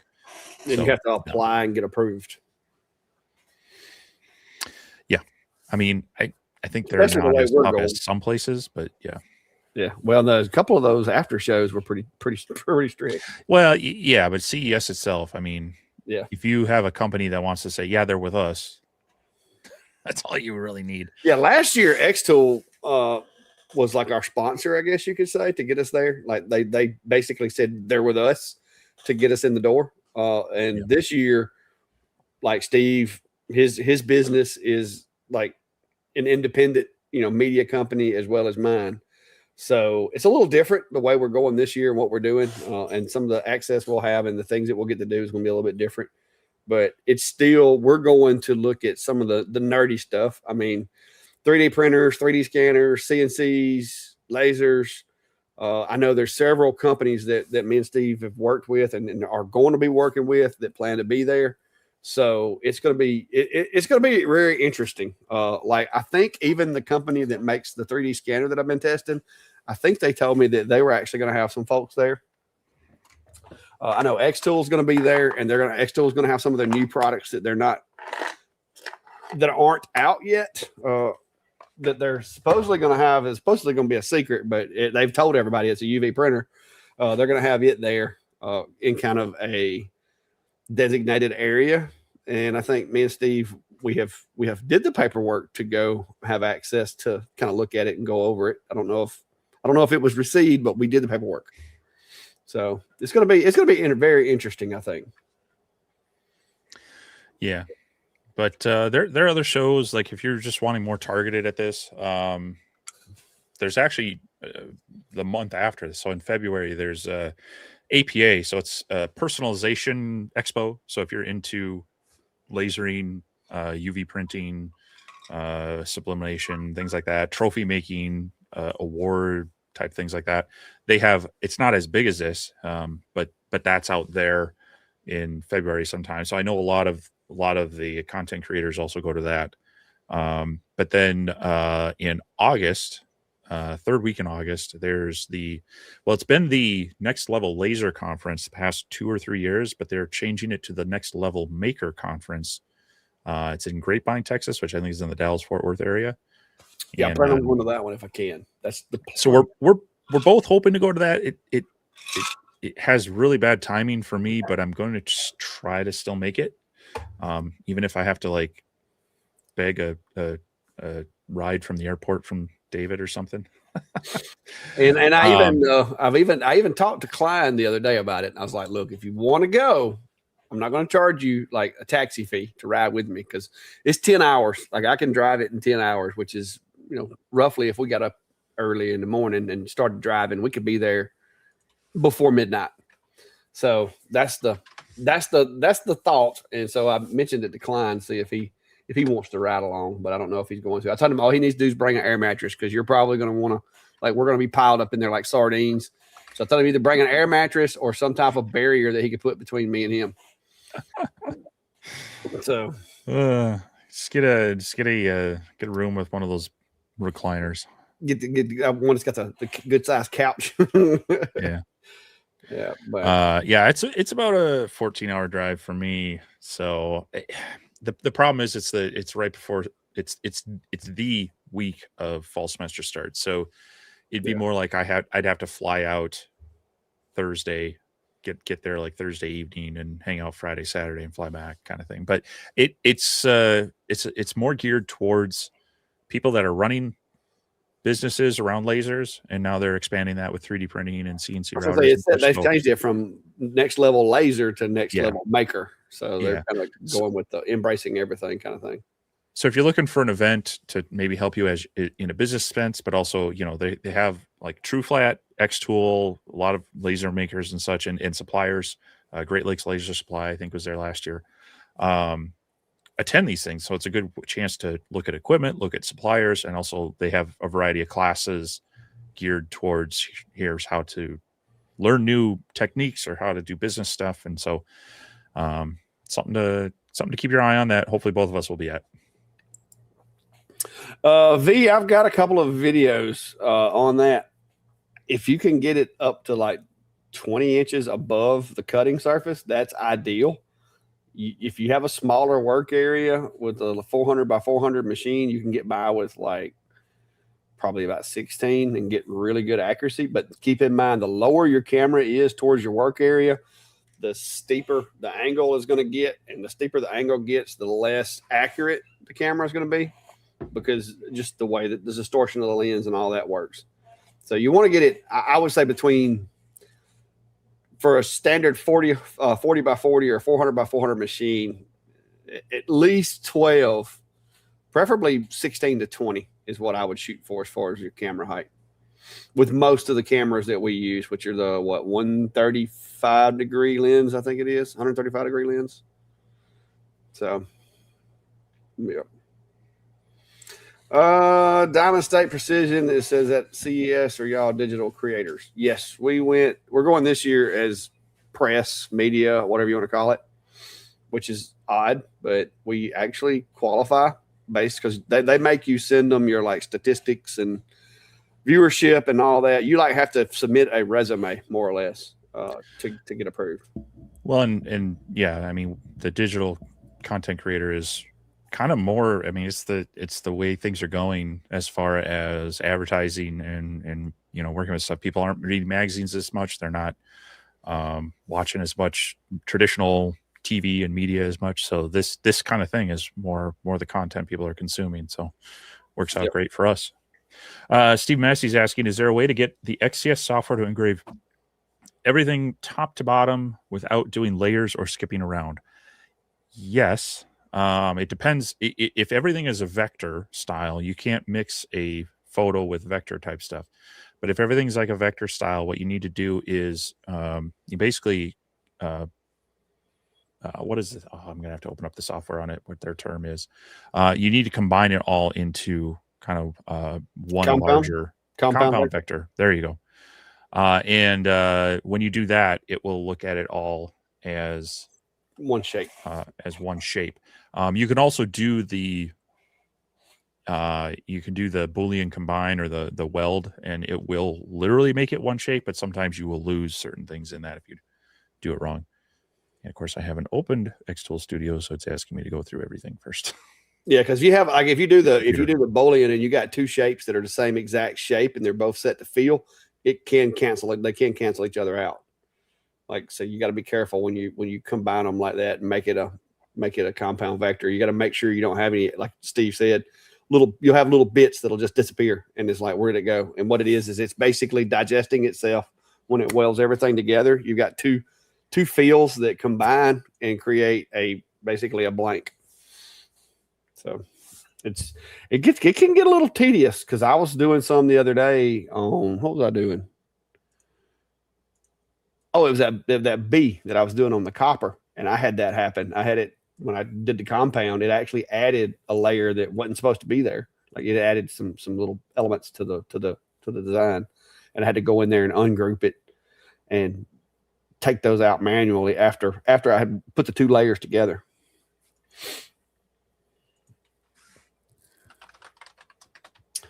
So I'll let you look that up.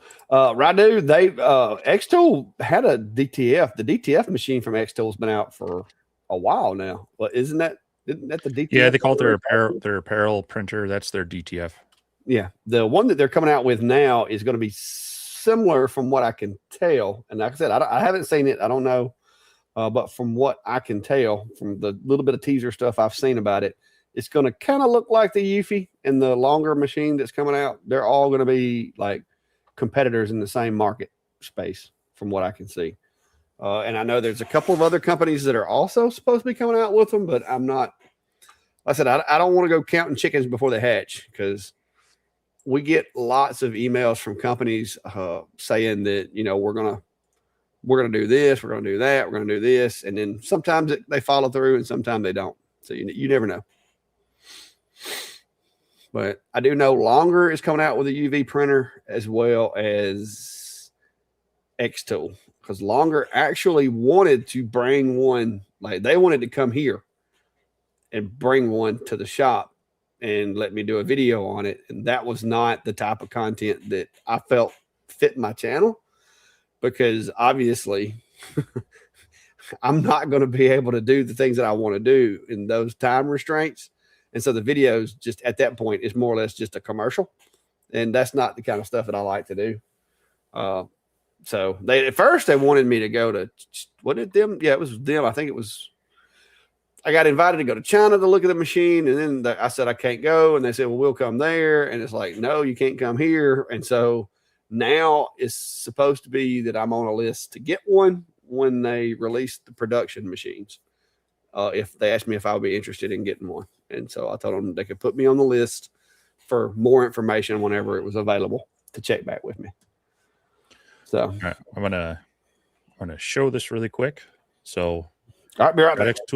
Got X Tool Studio up. I've got 2 vector images here, and if I left them as is, it would do one and then the other.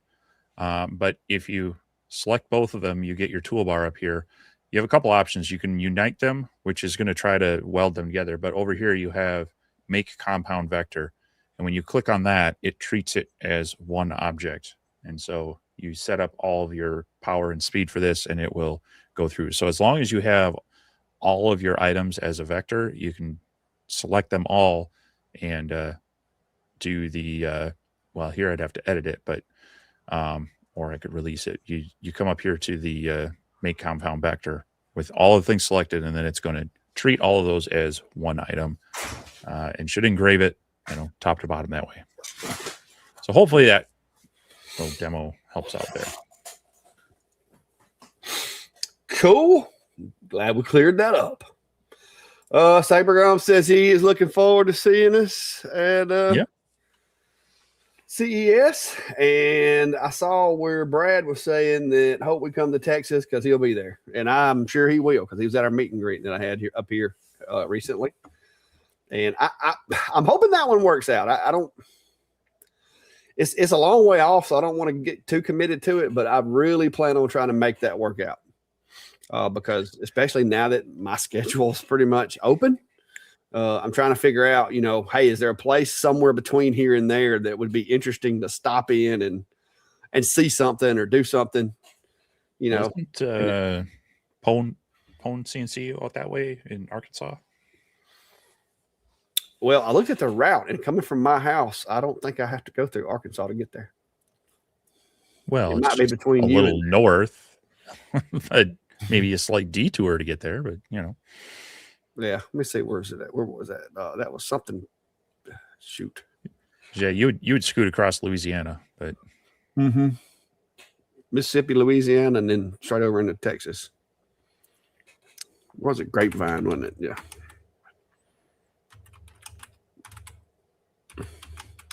Which are all, states that I'm accustomed to. So driving through there wouldn't be a problem.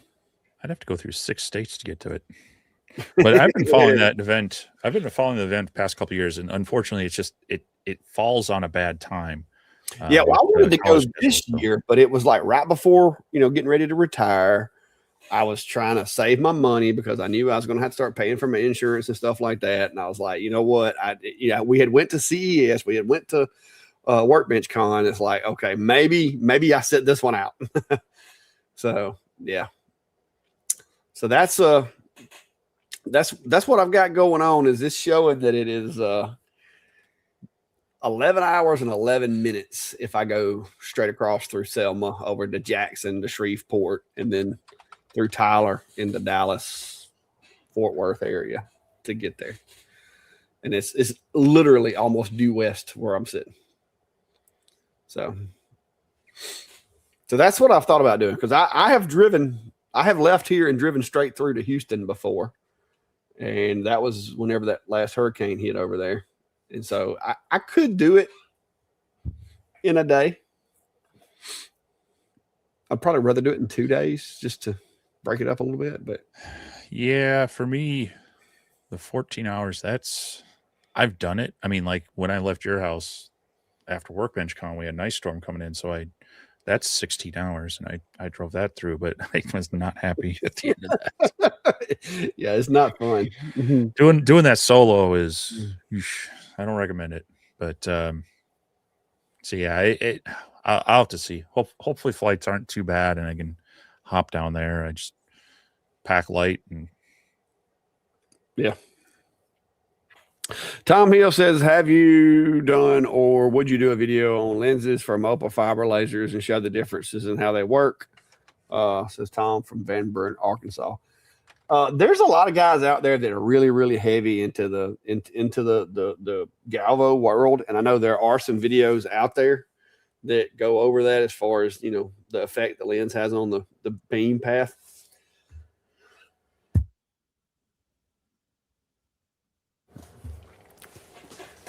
I haven't done a video. Like, I'm not against doing a video, but I don't know that that's necessarily one of my strong suits. Well, I have a basic working understanding of it enough to, you know, get me through, get me by. But I don't know that that's something that, you know, is really in the mix for me to do a full-blown video on. The two main things that are going to change when you change lenses are going to be the size of your work area and the size of the dot, of course, or the actual beam's focused point, as well as the forgiveness of the focus. Some lenses have a really, really tight, like the focus is like with the crystals, with those little 70-70 lenses. I think that's what makes those things just so prone to, they got to be exactly focused, is because of the angle of approach of that beam and where it focuses. It's that focused area is a lot smaller than if you have the bigger lens. It's a little more forgiving. But I don't know right offhand of anybody that has a video on all that. But I mean, it's once you figure out which lens does best for what, it basically depends on what you're trying to accomplish with the machine, in my opinion. I very rarely swap lenses except with the UVs. I'll swap from the crystal lens to the, you know, bigger work area lens. Like my MOPAs and stuff, I don't fool with the lenses. Have you ever really done anything with as far as the MOPAs? I know with the CO2s, it's a little different, but I mean, not having a MOPA, no. Oh, that's right. Yeah. Just you like to dig on that one, don't you? I forgot, Mr. Eufy man. Mel's asking, when is the Texas one? It's in August. What was it? August the 20? 2020, yeah. 6th. I think, is it 26th to 29th or something like that? Sure. 27th to 29th. There you go. Yeah, according to Google. 27th to 29th. So let me just drop this for people are wondering. I'll drop the link to it. They don't have much there. They were going to have stuff posted by Black Friday, but they're still getting things set up. So yeah, there's the thing saying tickets available after Black Friday, but there's no link to click or anything. So yeah, but they also have a Facebook page that you can follow them on that they've been kind of posting some updates on. So yeah, Diamond State Precision says PWNC&C is about 6 hours north of Grapeville. Yeah, we won't be going there. Grapevine, I mean. I won't be going that way if it's 6 hours north, because that's 12-hour round trip. That seems, I mean, that's almost halfway to my place. I thought they were closer to you. I don't know. Let me look. PWNC&C. I met him over at Workbench Con. Yeah. He's a nice guy. Yeah, and I would really like to go see his place one day, but I didn't know. Lowell, Arkansas.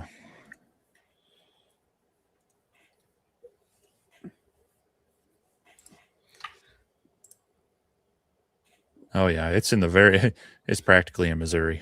Yeah, so it's like he's like right there below the Missouri state line. Looks like, was it Bentonville? Ain't that where Walmart's from? Bentonville. Sure. Yeah, that's a little piece out of the way there, Steve. Yeah, I but mean, it's south of Joplin. for you, it wouldn't be bad. Like you could stop off there for the night, on your way. But yeah, I mean, I'd probably go halfway that way anyway. But anyway, yeah. But no, that's we'll be keeping an eye on that next level maker conference, and definitely as things solidify, we'll share more of it here. yeah. I had thought about too if I did go to that one over in Texas. I mean, there's lots of area between here and there. Like I said, I could maybe set up something where we stop halfway or something and meet up with some guys, or try to find another creator, somebody that might be between here and there. There's lots of different options on the table. My schedule's a little more forgiving than the upcoming year. All right, so this looks like a follow-up to that question on XCS with combining. So he also had text. So a little tip, if you're dealing with text in any application and you're wanting to, whether you want to transfer it to another program or whatnot, different softwares have different methods for this. But in XCS, if you right-click on it, you can convert to path, and that will change it from actual text you can edit to a vector graphic that you can now no longer change the text, but you can manipulate it as a vector graphic. So if you do that, then you can combine it all, and you can make it a compound vector the same. So Xtool Studio. Sorry. Xtool Studio. Yeah, that XCS is hard. It dies hard, don't it? I mean, they keep changing the name on it. but that's the same thing. Like if you're trying to export a design from Adobe Illustrator and importing it into one of these, you want to do the same thing. Any text you have that you want to leave as is and not have to worry about, is it going to have that font and whatnot? You want to convert to path first on any of that stuff. So yep. And you have to do that in Lightburn before you can do node editing too. If you try to do like node editing where you're tying it together, or if you got to, like modify an eye or something like that to make the dot stay in place or whatever the case may be. So, yeah. Dixie May is asking, have you made any of those national park signs? If so, did you use laser or CNC? I haven't. I've saw those. Those look pretty cool. And I have some of those on my spring to summer list of things I'd like to do. But between October and January around here is pretty much like it's just chaotic. So typically the cool projects and stuff like that are going to be spring to summer is when I'm going to be trying to do those. And I'm trying to come up with a list of things that I would like to do as far as projects. I've actually, and Steve made fun of me about this.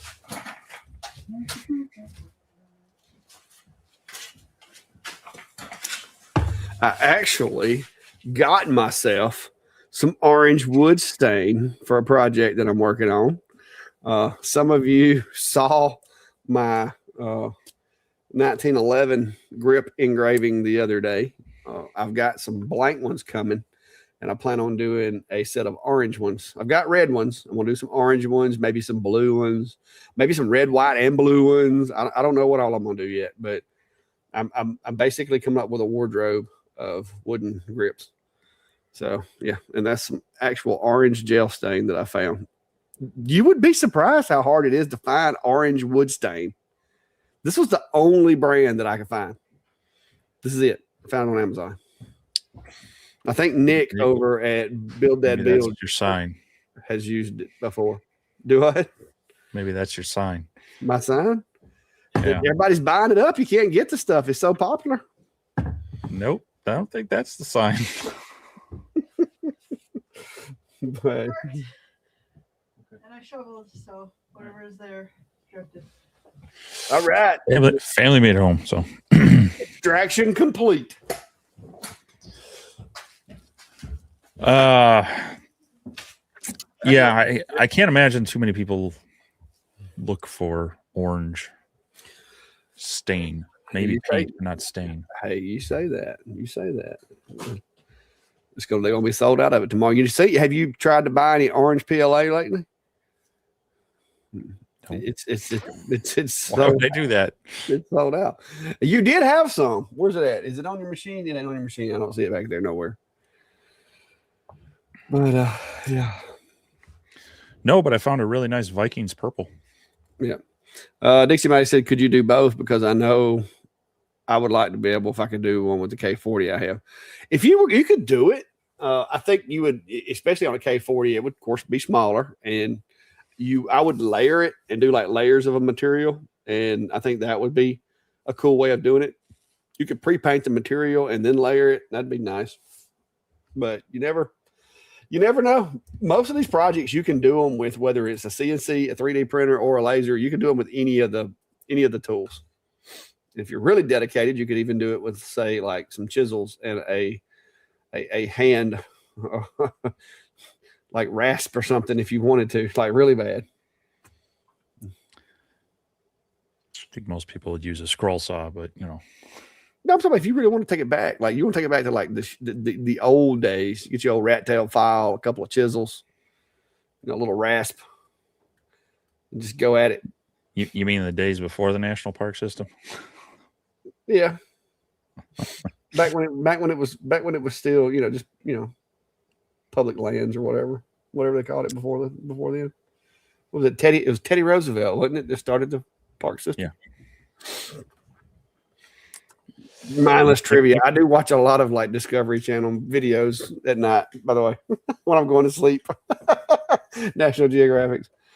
Billy Powell says I'm located in Monroe, Louisiana, about 4.5 hours from Grapevine. You're welcome to stop in. I'm considering to go into the event myself.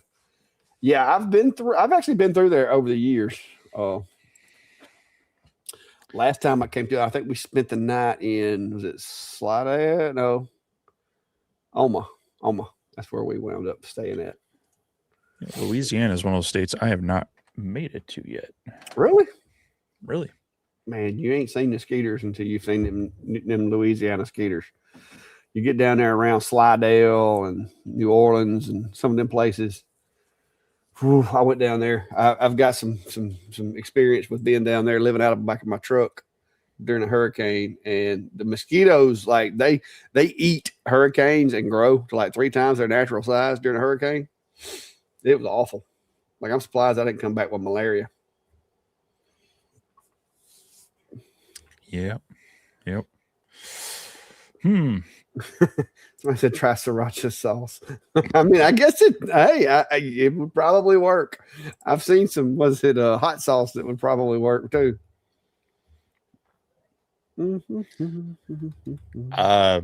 Yeah, there's why am I drawing a blank on his name? There's a guy who does a lot of wood turning, and he does a lot of epoxy stuff, and he's Peter Brown.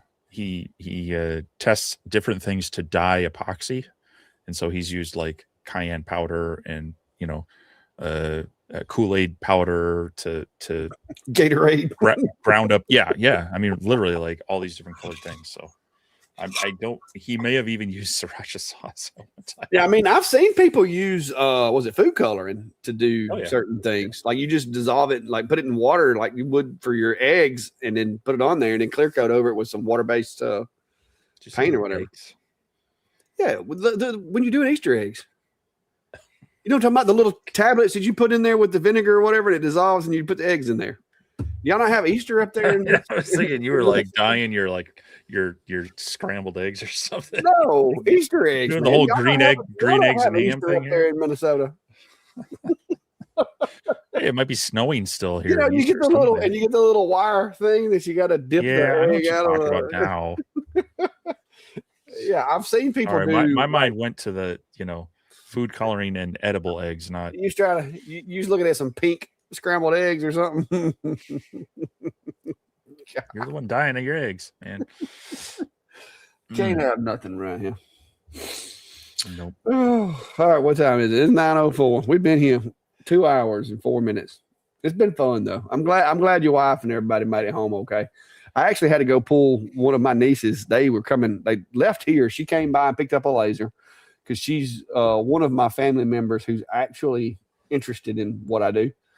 And so she had one laser, but she wanted to upgrade. So she come by and picked up a laser and left here and made it about a half mile before she got to her house. And a dead tree fell like right as they come around a corner. And her husband ran through that thing in his 2500 HD, and one of the limbs off the dead tree went through a hole about that big in the front bumper of that Chevrolet and drove straight through the transmission cooler, and transmission fluid went everywhere. And so I wound up last night. She called me. I wound up going down there with them and helping get her and the kids home. And then I came back and took my tow strap and keep from having to call a wrecker. Because they was literally like a half mile from their house. And so I took a tow strap and just eased the truck down to their yard so they didn't have to call a wrecker last night until they could get up with the insurance company today or whatever. So I was out till like midnight last night pulling vehicles down the road. But it was pretty wild, man. I mean, the tree exploded. He said they come around the corner and it was like tree, but it was too late. Like that's it. That's it right there. Oof. He ran right through the middle of that. so yeah. But anyways. I'll hit this really quick. Seth Rosenberg's asking Adobe Illustrator versus Lightburn for designing Pro-Con. If you have Illustrator and you are used to Illustrator, by all means, go ahead and design in that, export it as an SVG, and then re-import it into Lightburn. Or you can even import the Adobe Illustrator file, but I like to convert it all to a vector first. If you don't have it, I wouldn't bother with the expense of Illustrator and learning it versus learning Lightburn. A lot of the tools are very similar, and you'll be able to do pretty much anything you need within Lightburn. But if you already have Illustrator and you are used to it, by all means, use that tool for your design and then just import into Lightburn and set up your layer settings and such. So, yeah. Anyway, I've never really used Illustrator, and I actually have it through my Adobe subscription. I should get it out one day and try it. I just never have. I use Lightburn for like all my stuff. Yeah, I mean unless you have a reason to. I mean, you have access to it, so you might want to play around with it. But I wouldn't recommend someone necessarily go out and buy it. I mean, if you don't have it, then go and grab Inkscape or something if you want to play around with the. Yeah, now, I have used Inkscape, but mostly just for file conversions. Yeah. Because like sometimes you'll get like a SVG that's not a Lightburn SVG, and Inkscape seems to be a really good tool for opening those things up and then saving them as whatever format that you need. Because you know how it is. A lot of people's like, oh yeah, I've got the graphic. My cousin's sister's uncle does sublimation and she'll send it to you in the right format. And then you get it and Lightburn won't even recognize it. So you have to open it and save it again. Yeah. So anyway. So next week we will be attempting to do this same time. But we will be figuring out somewhere from Vegas at it'll be 5 p.m. local time out there.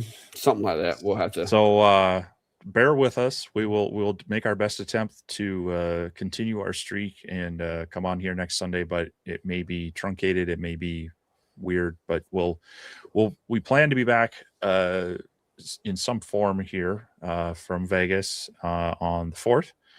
And then definitely keep an eye on both channels and Instagrams and Facebook. We'll be probably dropping more photos of the event and maybe some short video. So we might can get some like short little lobby videos or maybe some introductions or something in. But don't know that we'll be able to do much, long form content or any live from the show. But we'll do what we can to provide some content from the show, and then of course we'll be bringing things, bring the footage home, and we'll have some at least 1 or 2 videos each after the event of things. Just kind of depends on what we see and what we get, some information on. So, but it'll be a busy week for us out there, and we're looking forward to it. But a lot of walking, and if you're out there, reach out to us, and we'll see what we can do about making a meetup point, or maybe just say, hey, we'll be having dinner at this place if you want to stop by or something. But yeah.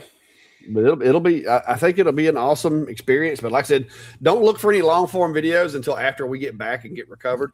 because, like I said, we're going to be trying to take advantage of all the time that we have out there to walk the floors, see everything, get information on what's coming out, make contacts. So we're not going to be doing a lot of editing.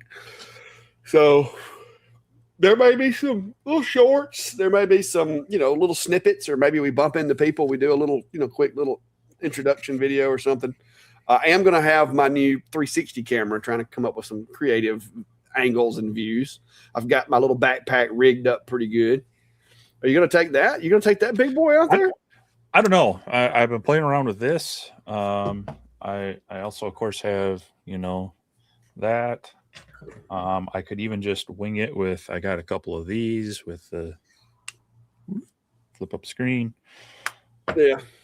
And good old trusty phones. I was looking at my phone, my iPad. I've got my DJ Pocket 2. I've got the new 360 cam.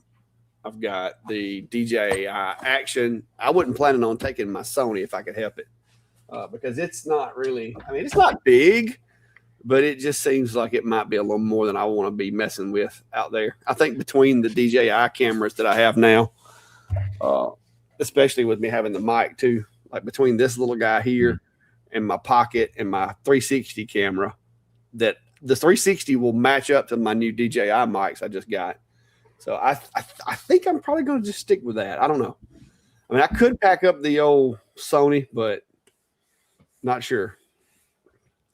Yeah, we'll see. I gotta put my media kit together or my camera kit together and see what I want to bring.